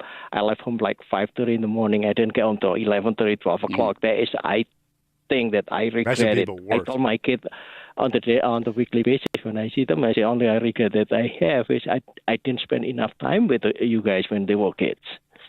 But, I mean, look, you know, and what can you do about it? Now you got the grandkids to spoil, Teddy, so you can just pour it all into them. You're absolutely right. Teddy, thanks for the call, buddy. Have a good rest of the day. It's got to be a hard thing to do. It's got to be a hard thing to admit. That's what I mean. Yeah. Like, look back on it and realize, like, there were shortcomings. Yeah, you didn't spend enough time. Because I was working too many jobs. No, but I mean, What? I believe him. Yeah, I mean, but he had to support his family. All right, let's take a break. All right. There is a woman who is in some serious trouble. What does she do? Well, look, you can't have these. Despite the fact that you can buy them on Amazon and they will ship them to your house sometimes, these are illegal in the state of New York. Oh. And just possessing it is against the law. Yeah. So when you open your mouth at this place and go, guess what I'm going to hit you with? Oh. We'll tell you the story. All right. And we'll do it next here in the break room on 96.5 WCMF.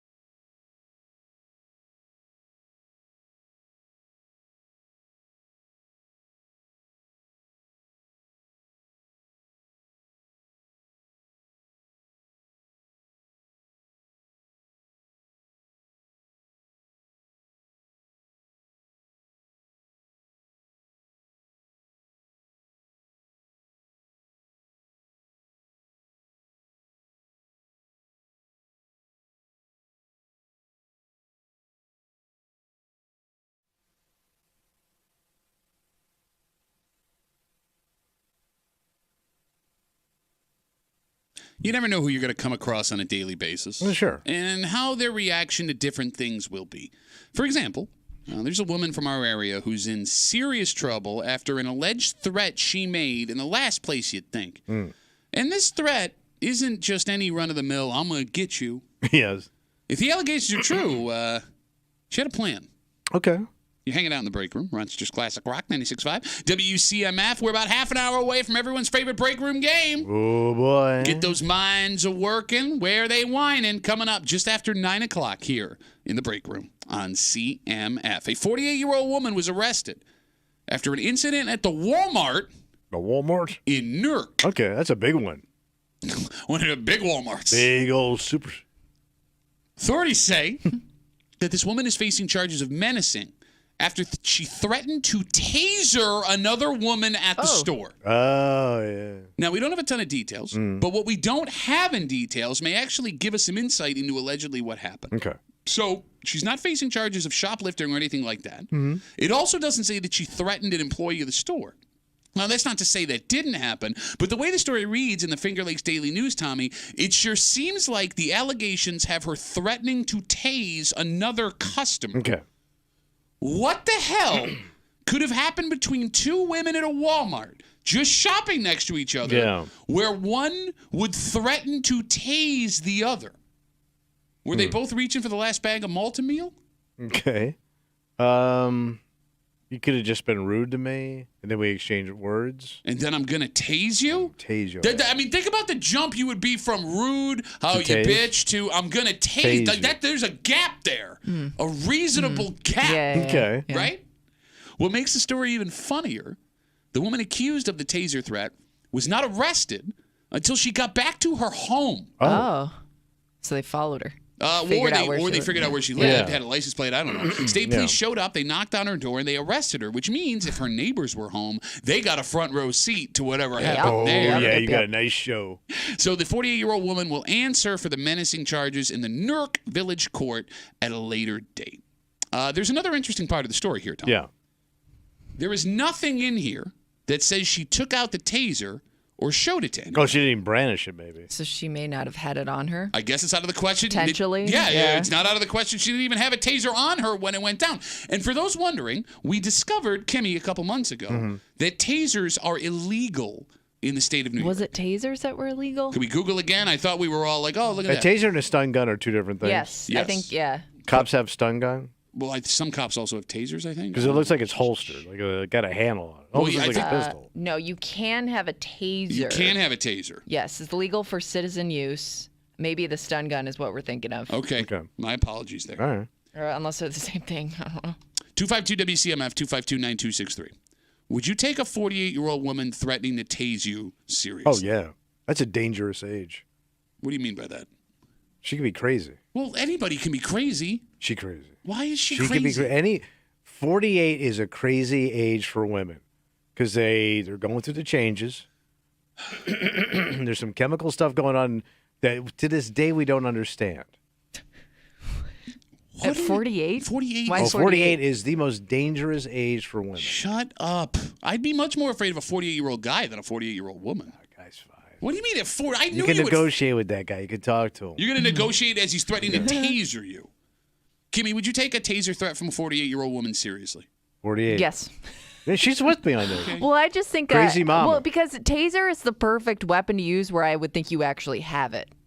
Does that make sense? Okay, but And at 48 is that age where people don't listen to you anymore. And people, they go, God damn it, I'm trying to make a point here. Because if you said, I'll shoot you or something like that, I may think it's an empty threat, but I will taser you is very specific, and I would think at any point you're going to pull that out of your purse. Okay, but or wherever you have it hidden. Here's the problem with the taser threat. By telling me you have a taser and you're willing to use it, you've pretty much eliminated any chance of me being hit by that taser. It's not like a gun, Kimmy, where you can shoot me while I'm 10 feet away or while I'm trying to run away from you. You gotta come at me with it. Yeah, you need to be within arm's length of me to get me with the taser. You'd also have to be scared enough that woman knows how to use the taser right away. Are tasers hard to operate? Oh.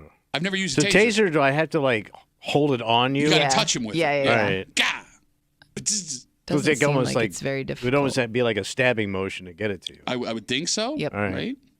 Like, but are tasers easy to get away from someone who has a taser? But all they got to do You gotta outrun but you. How do you touch it? But if I grab the taser, I'm gonna get tased. Unless I grab your hand that has Right. the taser. But like you got, I mean, that's a lot of moving parts there. Mm-hmm. Let me put it this way. I've never been hit with a taser. But personally, if a 48-year-old woman were to try and get me with one, I like my odds of getting it out of her hands and neutralizing her before she actually tases me. No? I don't know. I mean, to the folks that have been hit with a taser, 252-WCMF, 252-9263, I know they can be incapacitating. Yeah. But like if But it's more for self-defense where somebody's coming at you, right? which is what makes the threat it even doesn't make it's not so much an aggressive weapon. You're not going at, to your point, it's harder to go at somebody with it than if somebody's coming at you and you tase them. Yeah, like, and when it comes to just two regular people, I've never seen a video where someone's chasing Yeah. after someone with a taser. You're right. Like, the taser is there for me to stand my ground. So if you're coming at me, All right. But don't forget, you It's a know, Popeye this taser. This is the new 48. It ain't your mama's 48. Ain't your mama's 48. These 48s today, man, they're in better shape and they ain't taking no lip off of nobody. You know I'm right.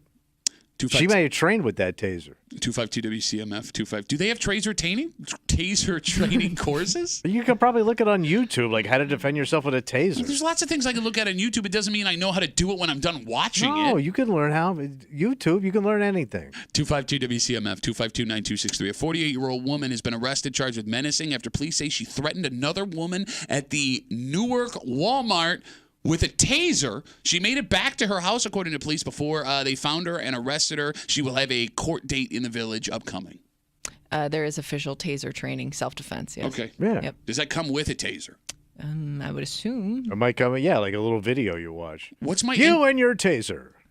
What's my entry-level cost for a taser? Oh, I don't know. It says Oh, to you buy, can just buy train one? with a licensed taser instructor. Okay, I don't know. that if sounds like a BS job. Yeah, I don't know if this is. Taser instructor? I don't know if this is it's local. guy who extends his elbow. What do I need to know Well, how to it use? could be a police officer. They're, you know what I mean? Okay. Like they're, No, but like I get training with a gun. Mm-hmm. I get training with a sword. Like, But it's like self-defense class. yeah, taser it's part of style. self-defense. okay, but I got the taser. What do I need self-defense class for? Like, I'm not learning how to karate kick. This thing's got a whole bunch of juice. I'm about to That's stick it true. into your body. All right. Do people with tasers understand how bad tasering can go if they have to taser? Right, man. Well, people have died. I mean, like, folks have heart attacks. Yeah, yeah. You know Well, what that's I mean? usually when it's like an older guy like me gets tased and he goes down. You never.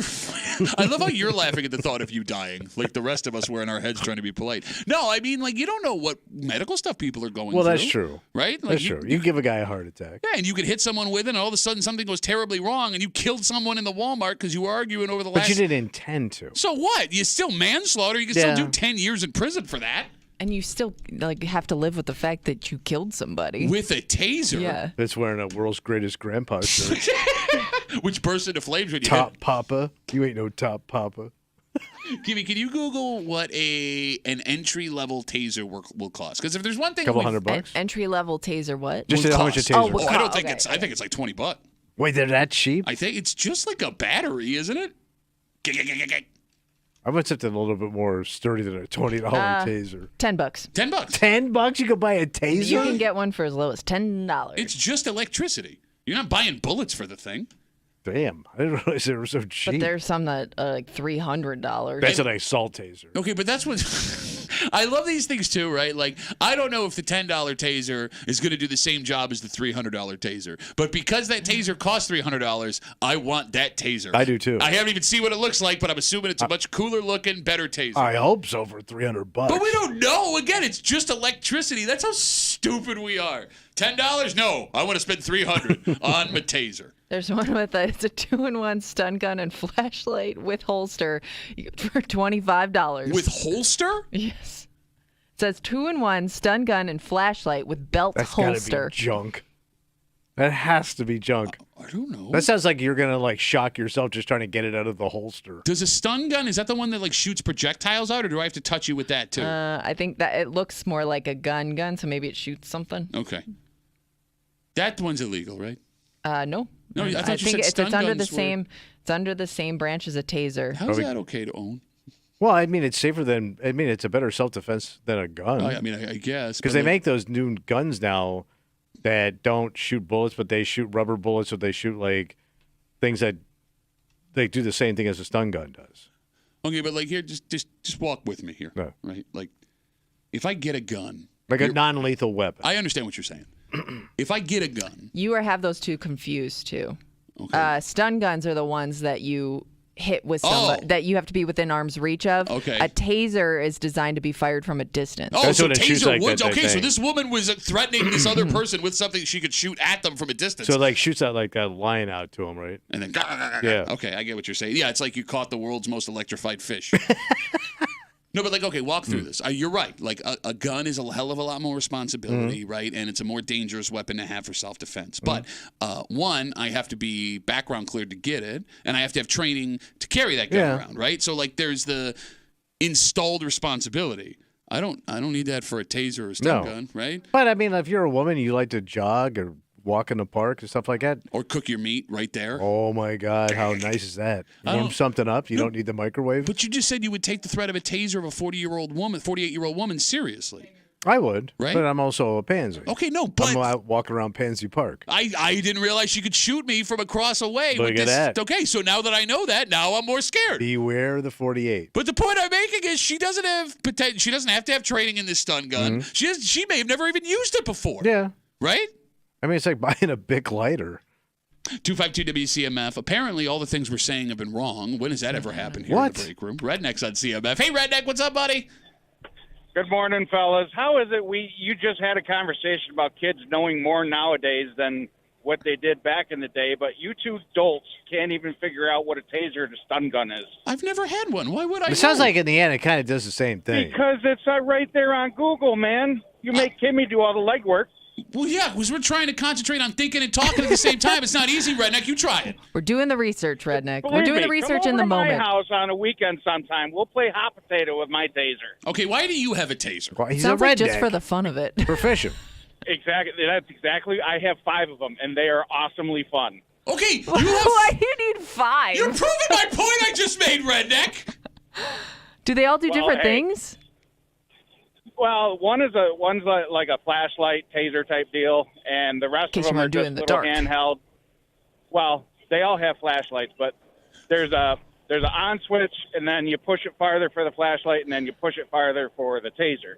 Do you have And tasers for different literally- occasions? Oh, Like, like you a have a church taser. I don't go to church, so. Well, yeah, Call can't yourself anymore. a redneck. Well, no, after that taser incident. Well, me, the wife, and the kids, we went down to Pennsylvania one year for some tractor pulls, and And literally everybody got at a the tractor taser. Pulls, we did. Honest to God, we did. One for everybody. It was awesome. We all got a taser after the tractor pull is my favorite Ribs Arkansas song. Okay, We but have a Redneck, lot of fun with them. You can tape the button on and just play hot potato with it, Okay. and they're rechargeable. that sounds horrific. Why would I want to do that? Why would anybody want to do that? Slow day with your kids. Have you Redneck tasered your reindeer children? Games. That's all I'm going to say. Have you tasered? Absolutely. Oh my Absolutely. As My a joke. kids are 19 and my kids are 19 and 21, and my nephew lives with us. And all I got to do is hit that button to make it crackle, and they shut up and listen. It's awesome. You know why his nephew lives with him? Perfect tool. Why is His that? parents passed away in that mysterious tasering incident. At the tractor pull? Well, yeah. Redneck, thanks for the call, buddy. Have a good rest of the day. See ya. Okay. Taser family. I didn't think those existed. I would like to double down on my statement I made before Redneck What's that? called about how maybe these things should be a little bit regulated. All right. Just a little bit. Well, he only has 5. I tape down the trigger and play hot potato with it? I do want to know why they need a flashlight. Okay, here's why. Nighttime. You might get assaulted at Okay, night. all right. So you can see. Yeah. Yeah. No, if you want to sell something, Just don't confuse the two if you're just using it for a flashlight. if you definitely want to guarantee a sale of anything to an old man, Mm-hmm. you put a flashlight on. Yes. Okay, yeah. Have you seen that new light that they have that like really illuminates everything? He's trying to make fun of it, It's but like he's actually daylight excited. in a tube. They have this new one, like it's like you can light up the entire country with it.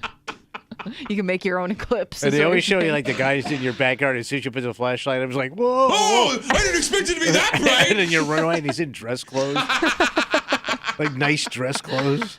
Well, yeah, because he's coming from Taser Church.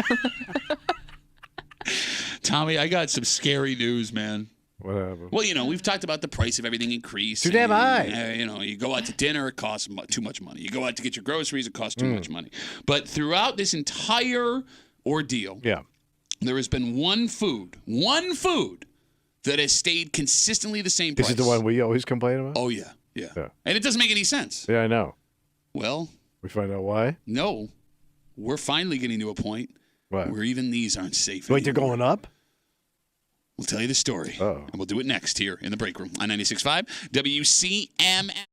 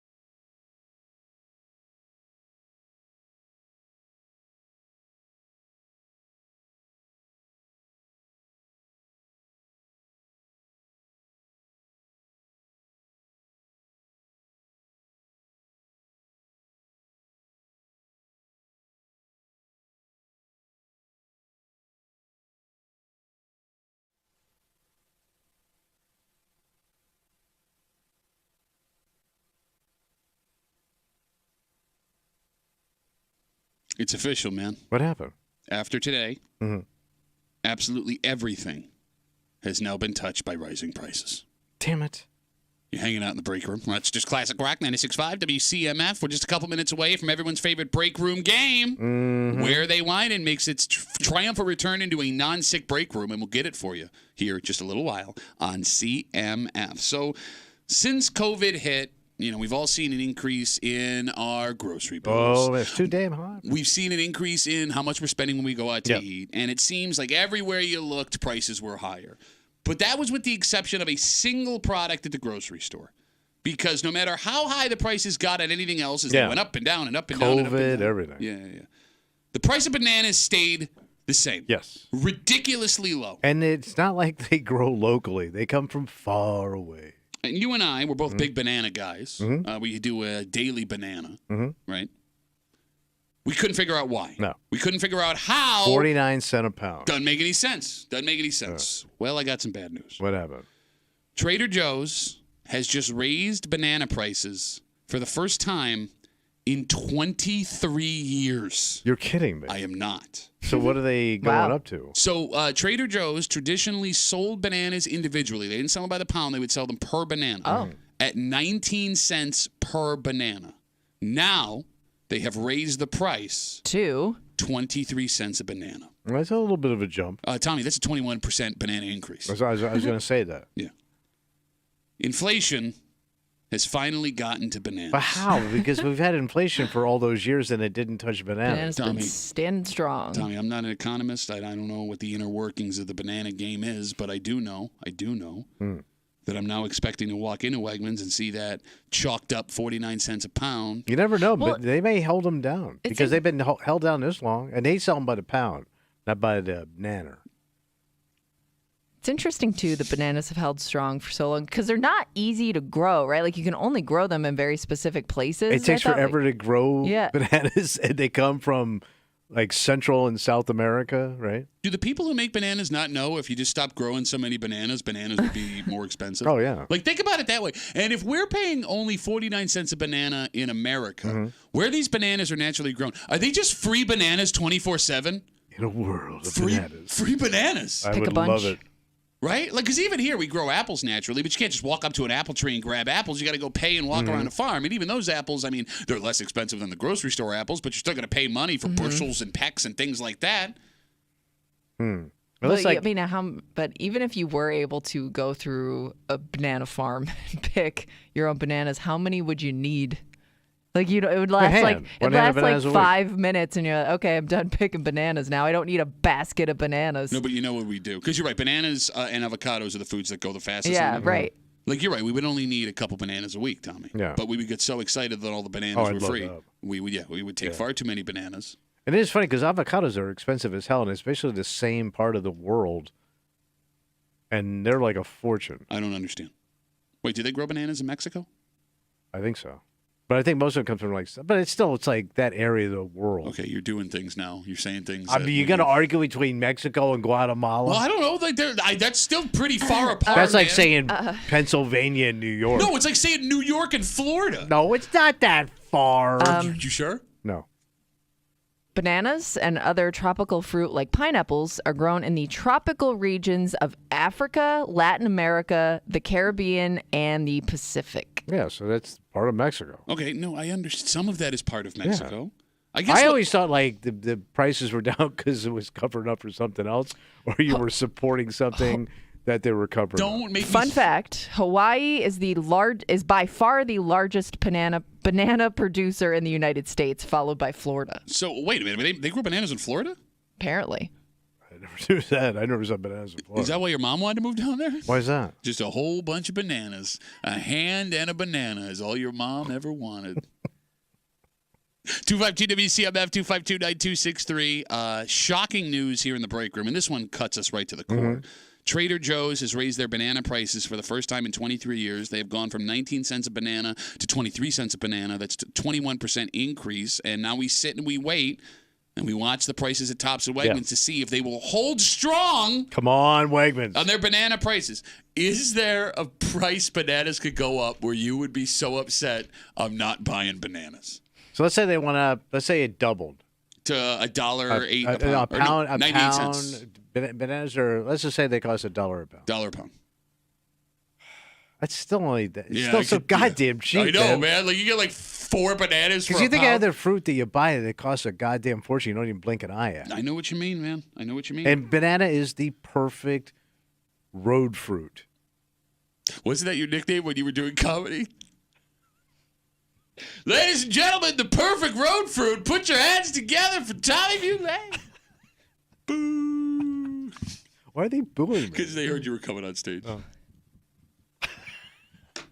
No, I agree with you. Like, there are very few fruits that are designed where you don't have to wash them and you can eat them without getting messy. Mm-hmm. It's almost like God smiled down upon us when he created the banana. It's the perfect food. Okay, so, yeah, I don't want to know what I'd be willing to spend on a banana. I also don't want to know about bananas. I don't want to know how they get here. I don't want to hear anything terrible about the banana industry. Well, yeah, I mean, and I'm sure it's not good. Well, just think about the places they're coming from and That's other what I'm foods saying. we've heard about coming from those places, Right. like chocolate and things like I that. know. So I don't know how true this is, but Jeremy writes us, bananas are so cheap because nearly all the processing is done where they are grown. All that's needed is to ship them, so the cost is minimal. There you go. I'm fine with that. Hot banana. We will do no further investigation that's into bananas. Well, no, it can't be that Propping bad. up some dictator. Wait, it's not like there's a thing that exists called a banana republic. Yeah, that doesn't even. No, those stores closed. No, but like think about it. Like to your point, like chocolate is expensive relative to other thing, right? Same with sugar And they come from very dangerous areas. But I mean, like bananas are so inexpensive, it would almost be like a stupid thing to do to use them in a nefarious way. Okay. That's what I'm going with. All right. All right. I like that. Keep buying your bananas and let's keep an eye on those banana prices. Buy. All right, it's Tuesday. It's 9 o'clock. The phone lines are wide open. 252-WCMF, 252-9263. We have one star on the board, and it was an ill-gotten star, but we're not going to talk about that So right now. nobody has one since. Well, no, I was also... the inception of the board. We did have 1 week off. Yes, last week we couldn't play because I was at home and we couldn't take the phone calls, right? 252-WCMF, 252-9263. You want to guarantee your spot? You call us now. You can hear the post that Kimmy is reading it on hold. We'll get to it next, where they whine, and here in the break room on CMF.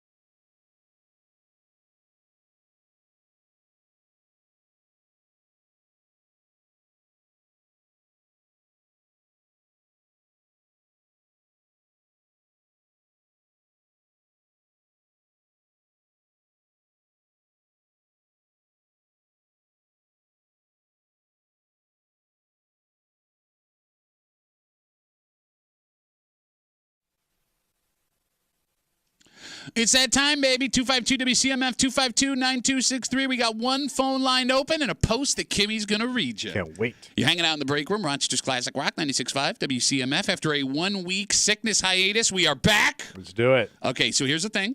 We do let people know, as we are doing Where They Whine in today, also our 16 second round competitors are going on right now at WCMF.com for our WCMF break room Where They Whine in Bitch Burb bracket. Wow. If you have not yet checked it out, it's much like what's going on with the NCAA tournament. You need to vote. Yes, we're trying to figure out which is the whiniest, bitchiest town in the greater Rochester area. The top 4 seeds in Fairport, Greece, Spencerport, and Pittsford all advanced. You can check out the battles brewing right now. It's open for another 3 days till we move on to the last 8. Check it out right now at WCMF.com. All right, Tommy, you are still the lone star on the board, and even that star was an ill-gotten star. How was it ill-gotten? We're not going to have It's a fair and square no, star. it's not. We're not going to have the discussion. We're not going to have the Commissioner discussion. said... Either way, the star's up there. The last time Tommy was on the show doing Where They Whinin', he disqualified himself right away, so let's try and keep from doing that. Because I was tricked. Because you're an idiot. Kimmy, do we have our post ready? We've got it. Let's make it happen. All right. Rockport! Greece! Fairport! Where They Whining! So I'm guessing this post was from a few weeks ago when the weather kind of was a little bit warmer. Okay, we got a nice little break. Yep, because this person writes, why are people already out mowing their lawns? Rookie mistake. Your grass is still dormant. It hasn't come back yet, and the ground is still wet. You're going to do more damage to your lawn than you realize. I saw a mow service parked outside a home the other day. What a scam. If you think they're not going to charge you for getting after it early, you're wrong. Those businesses know what they're doing. Those guys make you believe they're doing you a favor by being proactive and showing up to do yard service early in the season. Mark my words, you will pay for it. Nothing's free anymore. When I see people outside pulling weeds and cleaning up their gardens this time of year, I can't help but laugh at those idiots for wasting their time. You're just going to be out there. You're just going to be back out there doing the same thing in a month. So relax. No one is judging your lawn while there's still snow in the forecast. And then they write, I wouldn't be caught doing, and then it seems like they either hit send too early or got bored with their own point because it just says, I wouldn't be caught doing. That's how it ends. All right. Phone number is 252-WCMF, 252-9263. This is a complicated I don't think so at all, man. Well, but you're dumb. Oh, okay. Genius. Good comeback, Tommy. More quips like that here in the break room every day. What are you thinking? Well, first of all, this is one old yard fizzuck. Okay. It's got old written all over it. Okay.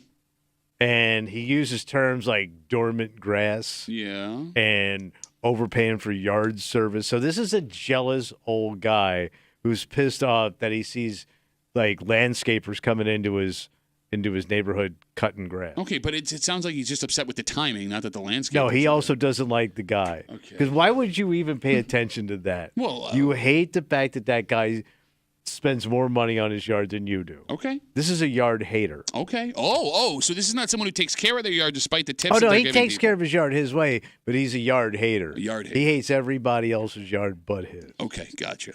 So what do you So think? where are the old yard haters that are also jealous of yard services coming into his old-ass neighborhood? Well, that's what we're trying to figure out, Tommy. It's an old-ass neighborhood. Where is it? Where's your old neighborhood? Where is it? West Side. This is grumpy-ass West Side all the way. Okay, that doesn't narrow it down. Where is it? Because there's a lot of new money coming into some of these busted old towns. Oh, what? Oh, yeah. Because of the housing. So where you is even told me, like, people are going into some of these busted areas and You're driving stalling. up the price. You're stalling. I know. Gates. This is a busted-ass Gates town that's now on the rise because the new money's coming in and they don't like what they're seeing. You're an idiot. It goes against everything you've ever That's said why about he's Gates. pissed no, off. you dumbass. What is happening here goes against everything you've ever said about Gates. First of all, But you told me Gates is changing because the young kids are coming in. Well, yeah, but young kids also aren't And the going to old be. people are dying off, or they're going into the nursing home. Going to Florida. People that are the buying busted parts of Florida. People that are buying homes they can't afford. Yeah. Also can't afford a lawn service. The new money's coming in, Ken. What new money? You told me these new people that you work from home, got the money. No, I mean I agree. This is a They unique. got their Cuomo check. What the? Yeah, they've been holding on to that for some lawn service in 2024. You know I'm right, man. No, I know you're wrong. Listen to the star, man. The star is talking. So my pick is Gates. It's not West Side. It's not East Side. You're running out of sides. No, there's one more side that doesn't have me drowning. Okay. This is a place that has some money and a place that has folks that are old school and sensible. This, without question, no doubt in my mind, is a whining in Henrietta.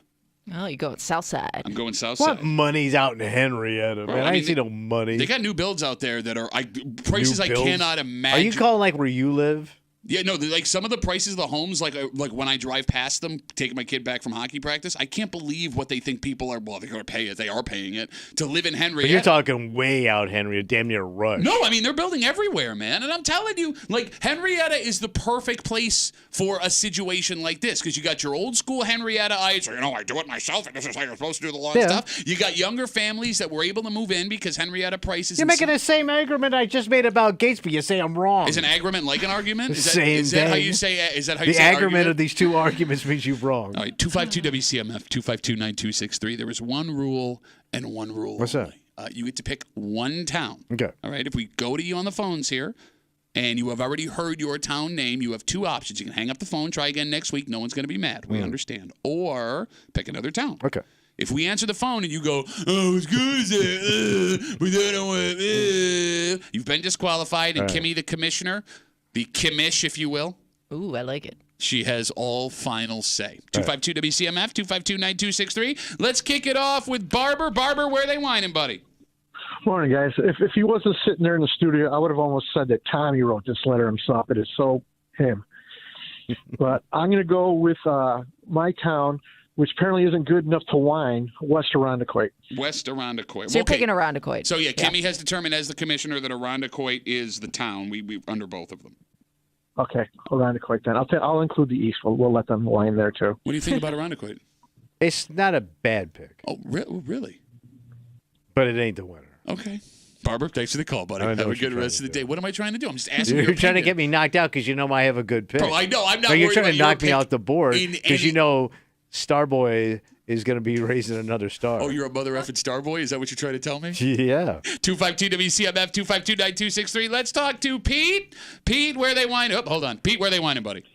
I'm going Greece. Why Greece? Because Henrietta is too obvious. Anywhere with money is too obvious. Because anywhere with money, they'd be running out there going, "Can you get my lawn to look good too?" No, but here's the thing, man. I mean, Henrietta's that. It's got the slalom of income. There are some people that have a lot of money in that place. There are some people that have no money. There are some people with new ideas about lawns. Some people with old ideas. Henrietta's the spot, but I digress. You pick Greece. No, it's old. It's an old Italian complaining. Okay, there's old Italians everywhere, man. Like I love how when we talk about old Italians, they got to live in Gates and Greece. Have you been around the greater Rochester area? Yeah, but that is the highest concentration of Italian. Okay, no. Well, you just made the argument this morning off mic. You say you never see any tall people in Pittsford. You did say that. And you said you believe that's because of all the Italians that have taken height out of the equation in the greater Rochester area. They're lowering the average. All right, Petey, we got you for Greece. Good try. You're probably a loser. Thanks for the call. Have a good rest of the day. 252 WCMF 252-9263. Let's talk to James. James, where are they whining, buddy? Okay. All right. Sorry, I had it on speakerphone. I wanted to take it off. No, it's fine. Take your time. We're just doing a radio show. Yeah, I got you. Time's important. It's Pittsburgh. Why is it Pittsburgh? Well, I used to live out there, and you got a lot of people that they'll jump the gun, or even early. You don't have to have this nice weather, and they'll have the lawn guys out there. Okay, but I would think a place like Pittsford would have more than one lawn guy in the neighborhood. Guys are slammed. Oh yeah. I had this guy called Michael. He was really pretty good. But he was anxious. They were pressing me. They were calling me like in February. Yeah. Set of times to come out. Oh my God. And I wouldn't be surprised. They very meticulous out there. If you have dandelions, man, you're an enemy.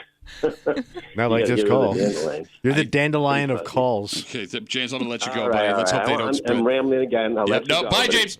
Oh my God. Okay. Did he tell us a personal story about dandelions? About somebody he once hired to mow his lawn? Yes. That was a thing that just happened on a radio show that will remain nameless. Okay. 252 WCMF 252-9263. Where they whine. It's been a sausage fest so far. Man, your kind of day, buddy. But let's get our first lady picker in here. Oh, let's talk. She might like a nice sausage. Paula, where are they whining? I think they're whining in Mendon. Why Mendon? I live in Mendon, but I'm not rich, and so we do our own lawn. But there's a lot of services that have been coming out already, and people getting their yards cleaned up and all the sticks and everything moved. So I think it's Mendon because there's a lot of new houses that are being built up in there too. I see Henrietta, Mendon. Well, Henrietta kind of like touches Mendon a little bit. Like it's a part of that like Golden Triangle area.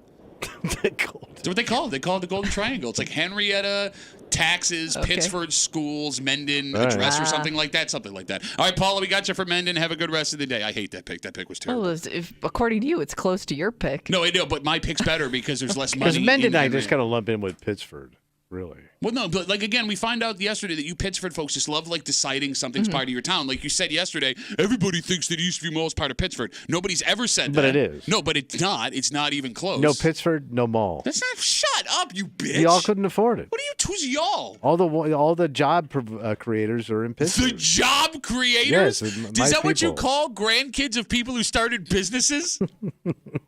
252 WCMF. Let's rip a couple more off before we go back to the post for the folks that are just joining us. Let's talk to Tom. Tom, where are they whining, buddy? Hey, can you hear me? Yeah, go ahead. Good morning. I'm going to go with Webster. Why? Why Webster, Tom? Webster has a lot of older people in there that sounds like the old retired has nothing better to do. Okay. It's just a spying on the neighbors going, oh, Betsy, they're out mowing the lawns again. Oh, it's too terrible to mow the lawns. There's snow in the forecast. Tom, here's what I'd like to do with you right now. I want to say thank you because our show does a lot of voices to get laughs. And you just illustrated that it's not an easy thing to do, and we really appreciate that. Thank you. Thank you. You're welcome. All right, bye, Tom. Have a good rest of the day. Could you imagine having a buddy or a coworker where, like, your mic's off. You're like, We probably do. No, like your story's not going anywhere. So you're just Maybe a little rough. Okay. 252 WCMF. Here's what we're going to need to do. That call was so terrible. Yeah. We're going to refresh. Okay. We're going to reset. Everybody sit on hold. We got one phone line open. 252 WCMF. Kimmy, can you give us the post one more time, please? Why are people already out mowing their lawns? Rookie mistake. Your grass is still dormant. It hasn't come back yet, and the ground is still wet. You're going to do more damage to your lawn than you realize. I saw a mow service parked outside a home the other day. What a scam. If you think they're not going to charge you for getting after it early, you're wrong. Those businesses know what they're doing. Those guys make you believe they're doing you a favor by being proactive and showing up to do yard service early in the season. Mark my words, you will pay for it. Nothing's free anymore. When I see people outside pulling weeds and cleaning up their gardens this time of year, I can't help but to laugh at those idiots for wasting their time. You're just going to be back out there doing the same thing in a month, so relax. No one is judging your lawn while there's still snow in the forecast. I wouldn't be caught doing... End of post. Somebody hit the send button a little too early. 252 WCMF 252-9263. Tommy's in Gates, which is by far the worst pick so far. I'm in Henrietta. Barbara's out in Irondequoit. Pete is in Greece. James is in Pittsford. And if you want to hear a great story about a guy he hired one time to mow his lawn, he'll be happy to tell you. Paul is in Mendon. She wasted everyone's time. Tom's in Webster, and he does more than that there. I'm on the Tom. 252-WCMF, 252-9263. Let's talk to Josh. Josh, where they whining, buddy? I'm going to say Parrington. What? Why Parrington? Well, because about 2 weeks ago, I saw a crew out doing some cleanup, so that's what I'm going with. Based on one thing you saw, you think possibly that this person who wrote the post also saw what you saw and it set them off to write it. And absolutely. Okay. That's perfectly logical. Josh, thanks for the call, buddy. Have a good rest of the day. 252-WCMF. Let's talk to Bob. Bob, where are they whining, buddy? I'm going with Penfield. Why Penfield? I live there, and I've seen these guys running around town and trying to do that stuff. All right, Bob, does that make you angry, Bob, when you see that? Are you an angry man when you see those things? I can't get angry anymore. I can only get angry at you for picking on Tommy's past. Yes, thank you. Time. Yeah, no, I hear picking on his past, that thing. I think he said pics. Yeah, I was the Bob that was trying to do the split star, if you remember. Yes, I do remember that. You wasted your that. time with that, and we were all It was a ashamed good try, of you. though, Bob. It was not, though, because it didn't happen. But great call, Bob. Trying. Great. Thank you, Bob. Keep trying, Bob. Keep doing your thing. You're doing Bob's God's a work, man. really. God's work. There goes that guy's on your side. I'm pulling for Bob right now. Are you? Yeah. Why is that? You think Penfield's a good pick? I'm just saying I'm pulling for You Bob think Penfield's in all good? things. You want split stars? No, I'm a Bob kind of guy. 252-WCMF. Let's talk to Chuck. Chuck, where they whining, buddy? I'm going with Hilton. Why Hilton? I tell you, I don't know, because you got a lot of property out there, and then probably where the people that they have businesses are going to hit first. I don't know. I'm going with Hilton. Okay, well, here's the I thing. don't see a lot of yard services out there. I see When more was the like, last time you were at Hilton? No, but I see like that kind of place where men do their own yard, like men. So wait. I worked for a company, and we would run all the way out to there, like right away, all the time. Are they going soft in the country, man? Hilton is a weird place. Yeah, but there's hard ass Hilton people. Well, no, I mean Never there are. worked with one, bro. But when you live in Honeyway Falls, you're like, why are we driving out to Hilton every day? It's crazy. Right. I didn't think they had the fancy yards out there. Chuck, good I solid don't know, country but I yard. bet you it's Hilton. Okay, we got you for Hilton. Chuck, have a good. You guys are Yeah. having a man-off Yeah. argument here. No, Hilton's weird because you got $1 million homes and you got The lake some stuff. Well, no, I mean, no, not necessarily. I knew a kid I grew up with in high school who his parents were loaded. Mansion house, like side guest house, all this stuff. And it Yeah. was just out in the middle of nowhere on Did the way not into the know. village. Kimmy, we're talking about the difference in how there's $1 million homes and trailer parks in Hilton. It's all over the place when it comes to money. Yeah, I mean, there's a range for sure. There you go. You heard it from the horse's mouth. I don't know about trailer. Well, I don't think there are any trailer parks. There aren't any trailer parks in Hilton? Not that I'm aware of. Do you hear how defensive I know. she I'm got? thinking. Do you hear her? Now you have me questioning it. Like I don't think I've ever seen a trailer park. There has to be. There's a trailer park in every town in the greater Rochester area, isn't there? A trailer park? Yeah. No, trailer park? Yeah. I think so. Really went in Pittsburgh. You sure? I can't think of a town where there is a trailer park. What do you mean? There's trailer parks all over the place. Off of 441 there in, is that fair? Parrington, Penfield? We're right off 441. There is? Yeah, when you get off of there. I'm almost positive that most of, if not every town has a trailer park in the greater Rochester. I always thought like on the east side, no. Yeah. There ain't one in Webster. There's got to be a Webster trailer No, park. there ain't. Can you Google trailer Yeah, park it's in called Webster? Out Way Out There. It's called Out Way Out There. That's what it's called. The Out Way Out There trailer park in Webster. You know where it is? Where? Out Way Out There? Yes. Idiot. Well, Kimmy's looking it up. 252-WCMF, 252-9268. We'll just finish it off All with right. this. Look, Kimmy, don't worry about the phones. Do not worry about the phones. We got plenty of folks waiting. We'll finish it off the only way we know how. Oh, yeah. And we keep dipping our toe back into this water and getting furious every time he disappoints us. But one of these days, he's going to do a good job. All right. Probably not today, though. Ben's on CMF. Ben, where are they whining? All right, so my gut feeling is Canandaigua because you got all the rich lake dicks that have the money to blow on their lawns, and all the townies are complaining because the rich lake dicks can afford it. Yeah, but would those people be interacting with each other on a normal basis where a townie guy would look out the window and see a lawn service from someone who's a millionaire? Oh, good point. Yeah, I mean, I live down there, and I saw those lawn services all the time. I mean, it could just be somebody driving through, going down, one of the East Lake or West Lake Road, and they're doing their lawn too early. They can't do it. It's February. Can we leave the voices to the professionals, right? Like if a house caught on fire, I wouldn't expect you, Ben, to run in and try and save that person. We leave that to Kimmy's husband. Leave the voices to us, man. We got it.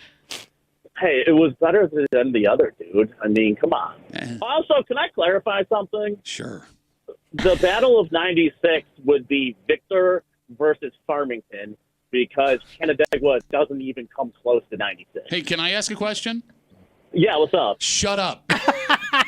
It's not a question. Ben, great call. Thank you. Why I get mad at this is my fault. These are all the monsters you created. I created nothing. All of them. I created nothing. The bad voices, the bends. You do more bad voices than I do. No, I never do. I'm doing it there. I'm doing it there. Your mom. All right. Are we ready? I'm ready. Let's recap our picks here. Kimmy, do we have a trailer park in Webster? Have we found one? So the only thing that came up was it's a place called Sunset Valley in Webster, and it looks like a mobile home park. Sounds nice. Yeah, okay. Well, maybe it's not that big. Okay. Name me a town that doesn't have a trailer park. Google Trailer Park Pittsford. I'm telling you, it's there. You think Pittsburgh got a trailer park? There has to be. Off, like way out where you, because there's some But places. if you go way out, you wait in Pittsburgh. If you go, put that on a T-shirt. You and Victor.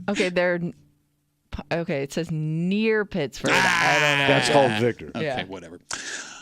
Tommy's in Gates. I'm in Henrietta. Barber is out in Irondequoit. Pete has chosen Greece. James wouldn't shut up, but eventually chose Pittsford. Paul is out in Mendon. She wasted that pick. Tom went out in Webster. Voices. Josh is in Perryton. Bob chose Penfield, and he got really angry because, we always make fun of Tommy's picks all the time. How dare we? Chucky's out in Hilton. Ben is in Canandaigua. We regret taking that phone call. Kimmy, are we ready to figure it out? Ready. Come on. Get that star. Baby. Bro, I won it. I can already see the look in her face. You ain't got no It's my star. Hit it, Kimmy. Come on. Skyline! Pittsburgh! Oh, you know it, too. You know it's coming. Where they whining! Come on. Give it to me.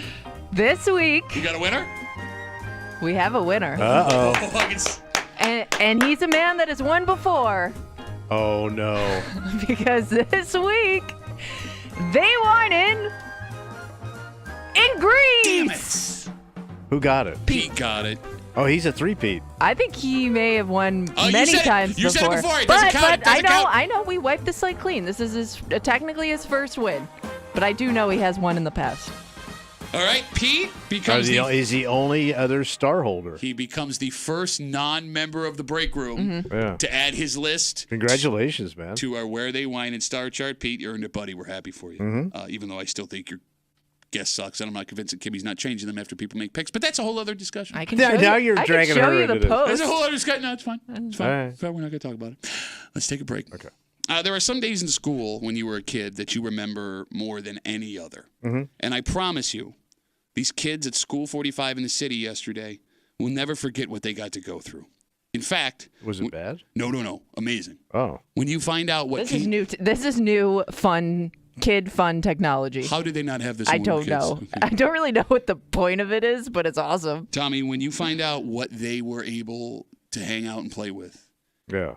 you may head down to School 45 yourself, because I heard from a Okay. distance, you gotta look like an 8th grader. Joe keeps coming back years later. We'll tell you all about it next to the break room on CMF.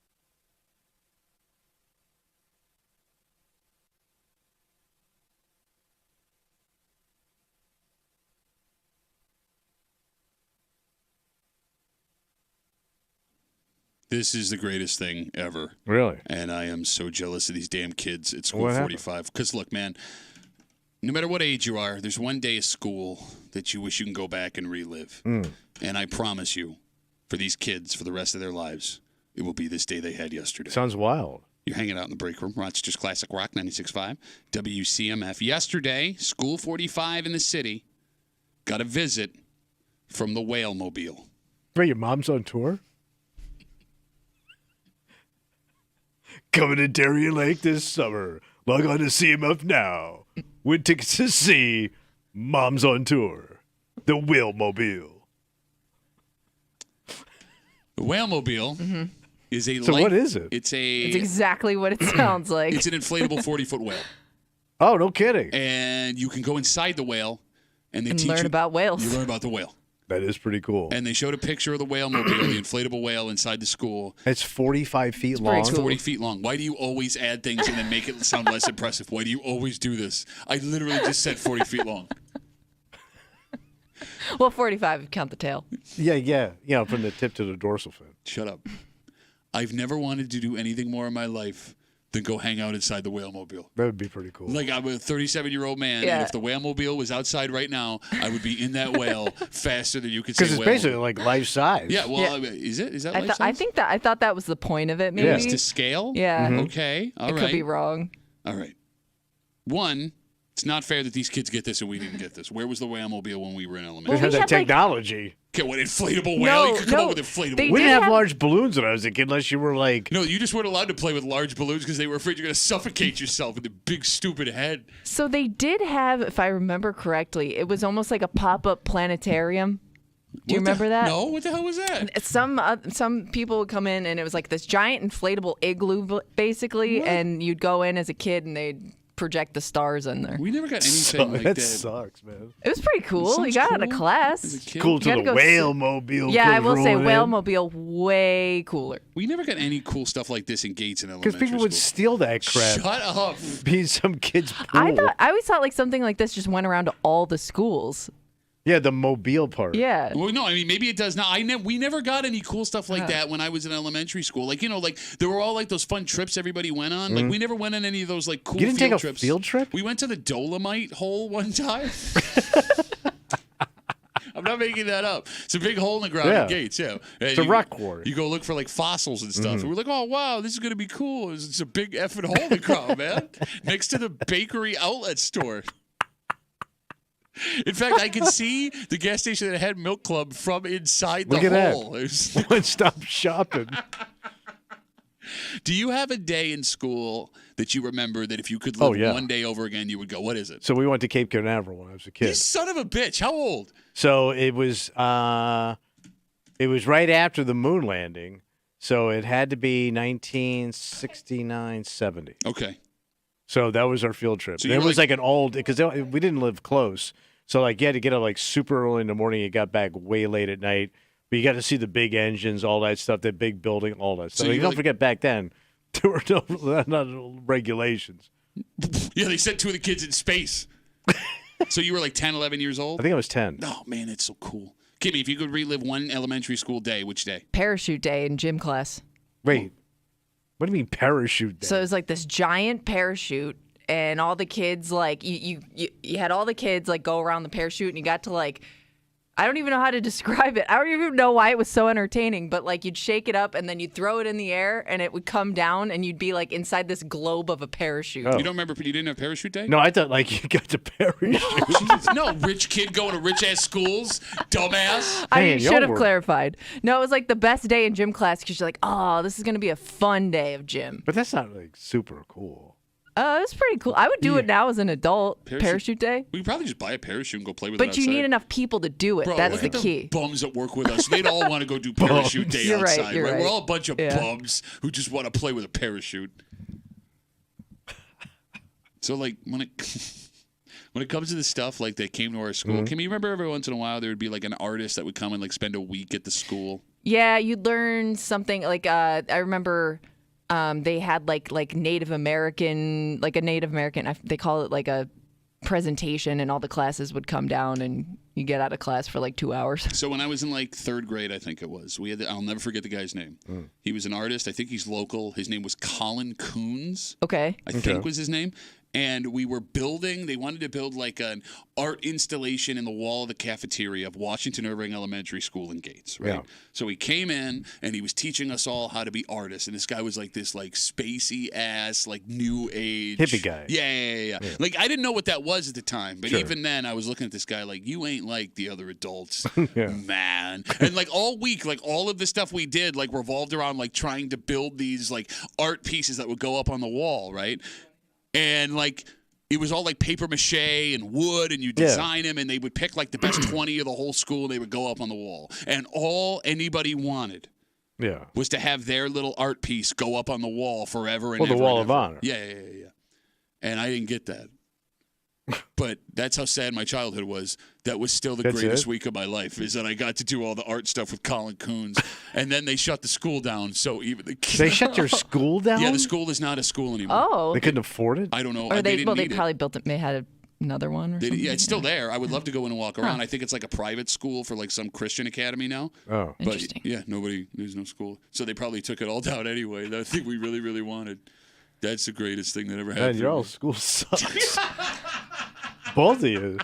Parachute and a bookshelf. Dude, parachute was iconic. I thought it's not even a parachute story. It's a Well, parachute they're not that gonna didn't leave throw the kids out ground. of a plane. What are you We talking opened about? up a parachute, and then we went It was underneath really, it. like you would enjoy the parachute. You could still fit under the parachute. I wish there's one kid they would have thrown out of a plane when he was Like in you would school. have been the one kid too that held onto it a little too long and went up in the air. Yeah. Oh, you mean the cool kid? 25G WCMF. We're talking about the Whale Mobile. Went to School 45 in the city yesterday. It's a life-size inflatable 40-foot whale. You go inside the whale and you learn about whales. Let's talk to Chris. Hey, Chris, what's going on, buddy? Morning, guys. The only thing I always remembered was when the fire department brought like that fake house to simulate fires and how to get out. It was almost like a fire safety trailer in a way, and Yeah. you'd like walk through it, and they'd point out like the stuff that was dangerous in it. Weak. You guys ready for It another? had like the fake smoke Yeah. and stuff like that. You guys ready for another busted Duffy childhood Yeah, story? sure. Hey, Chris, thanks for the call, and thanks for rekindling this. When they horrible set memory. your house on fire and everybody came over? So we never had the truck visit our school. The fire truck. Yeah. Like the trailer he's talking about, Yeah. right? Fire prevention week. Yeah. But it would always be set up at the Chili Fest every year, which is like the carnival for the town of Shiloh. Well, some of that chili does burn, son. So my dad took us to the Chili Fest, but he refused to give us money to go on rides. Mm-hmm. The fire thing was free. Okay. So he encouraged us because he knew all the firefighters because he was a cop. We must have gone through that free fire escape house like 5 effing times. But here's the problem, man. You know what a fat kid I was. Yeah. And it's like a tight little house designed for like kids to get out of. So I kept like struggling to get out of the house over and over again because you had to like go over this balcony and like climb down a rope ladder, which was very hard for me. But he didn't want to give us any money. So he kept making us go through the firehouse over and over and over again. It wasn't a ride. It was fire safety. Prevention. And he kept selling, go do the fire ride again. Go do the fire ride. Fat and sweaty trying to get down this rope ladder. I know one that Tommy would have liked. Maybe he had it. I don't know. Rocket Day. Did you have Rocket Day? No, we didn't have Rocket Day. Oh, every kid got to build their own rocket. Oh, we did those the model rocket. Yeah. Yeah, we did those. You didn't have Rocket Day? We didn't do nothing. We didn't do nothing. Yeah, because we used to always like I was in military school. We used to get all these guys coming through. Oh, did you? Like any kind of cool military stuff, we always had. It's great for you though. So we got to sit. I remember this. We got to go to this place that had like all the hardware and stuff. It was like a depot, and we got to sit in a tank. Wow. It was like a World War II like Sherman tank. That's awesome. And you got to sit there and like move the levers and stuff and look at the periscope and all that stuff. Like you do realize as an So you adult, get to play like Army in school. Like real Yeah. ass army. Yeah. but like how old were you when that happened? You think? So I was in military school, so I think I was like 11, 12. So at 11 and 12, you sat in a tank that, without question, if it was used in World War II, killed multiple people. Well, they told you that. No, but like that. Like, now thinking back on that, that's not a little bit disturbing. Hey, No, but it's an army tank. I know it killed. I hope it killed people. That's what we built them for. understood. But I'm saying Here's the one that missed. We were this close to Hitler's head. Jesus, he blinked. But did you get anything out of that day other than, hey, this was cool to sit inside? Well, you're sitting in a tank. Yeah, that's what I mean. But Yeah. did you So no, learn the answer is history? no. The answer is no. Like, was there a lesson involved, or was it just, hey, come look at this tank? I think it was just like, hey, well, don't forget it was a military school, so Yeah. they're always pushing all the military stuff. Hence, you know? military. Yeah. 252 WCMF. We'll take one more call. The day you wish you could relive from your childhood school days. Marty, what do you got? So, yeah, I was, to your point, with the Native American thing, I can vividly remember in about like fourth grade, I took a field trip to like a Native American tribe. I don't exactly remember where it was, but How much I do you remember lose? that. Oh. Okay, so what happened when you got there? The memory is like very rocky to me now because it's been years since I've gone, but I know. All right. Wow. All right. That's that. I feel like I'm there now, man. That's the best memory of your childhood school, Marty? At least there was that, but also like at least with the school days, like to Timmy's point, there was parachute day. There was. Guess my the tank story's looking planetarium pretty that good. he mentioned. All right, Marty, thanks for the call, bud. Have a good rest of the day. That's why you go to Tank Day. No, yeah, everybody wants to go to Tank Day. No, I'm not arguing. I wouldn't have loved Tank No, Day. you're the one kid who would have said, "Oh, did anybody get shot by this tank?" I'm just saying, like- can we have a moment Hey, of was silence? everybody having fun here? Can we have a moment of silence for our enemy? As a grown person, to look back on that idea is a little bit And disturbing. also, like, I would think like the adults would have to be prepared for those questions anyways. Hey, did anybody die in here? Wait, was it allowed? It was really loud and it hurt everybody's ears. We come back, we wrap it up. We tell you what we're doing tomorrow next to the break room on CMF.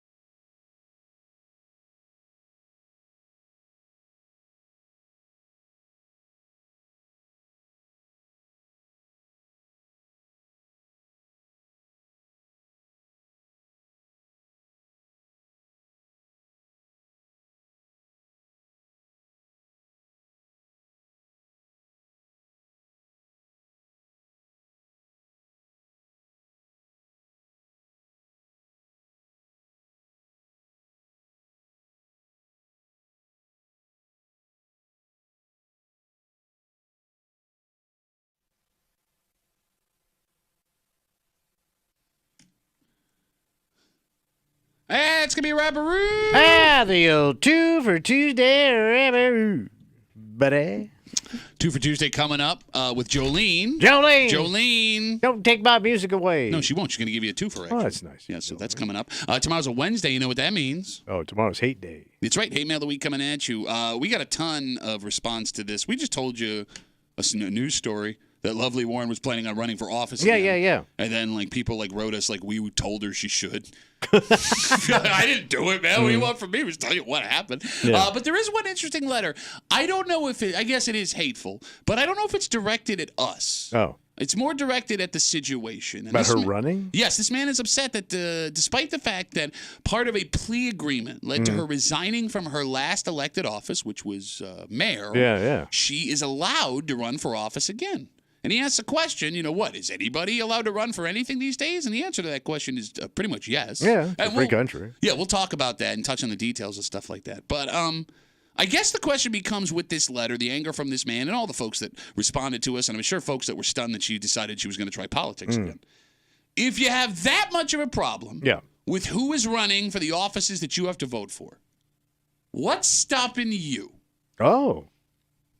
Because if anybody can run, you're anybody. Yeah, run, buddy. And if you got a problem with the way things are being taken care of, which is understandable, you can change that. Yes, you could. We'll get to that and a whole bunch more tomorrow here in the break room on CMF. For Kimmy, who just wants a day with a parachute.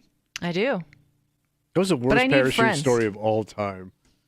For Tommy Muley, who wished they would have chucked him out of one of those military planes without a parachute. My name's Pat Duffy. We'll see you tomorrow morning in the break room, 6 a.m. on 96.5 WCMF.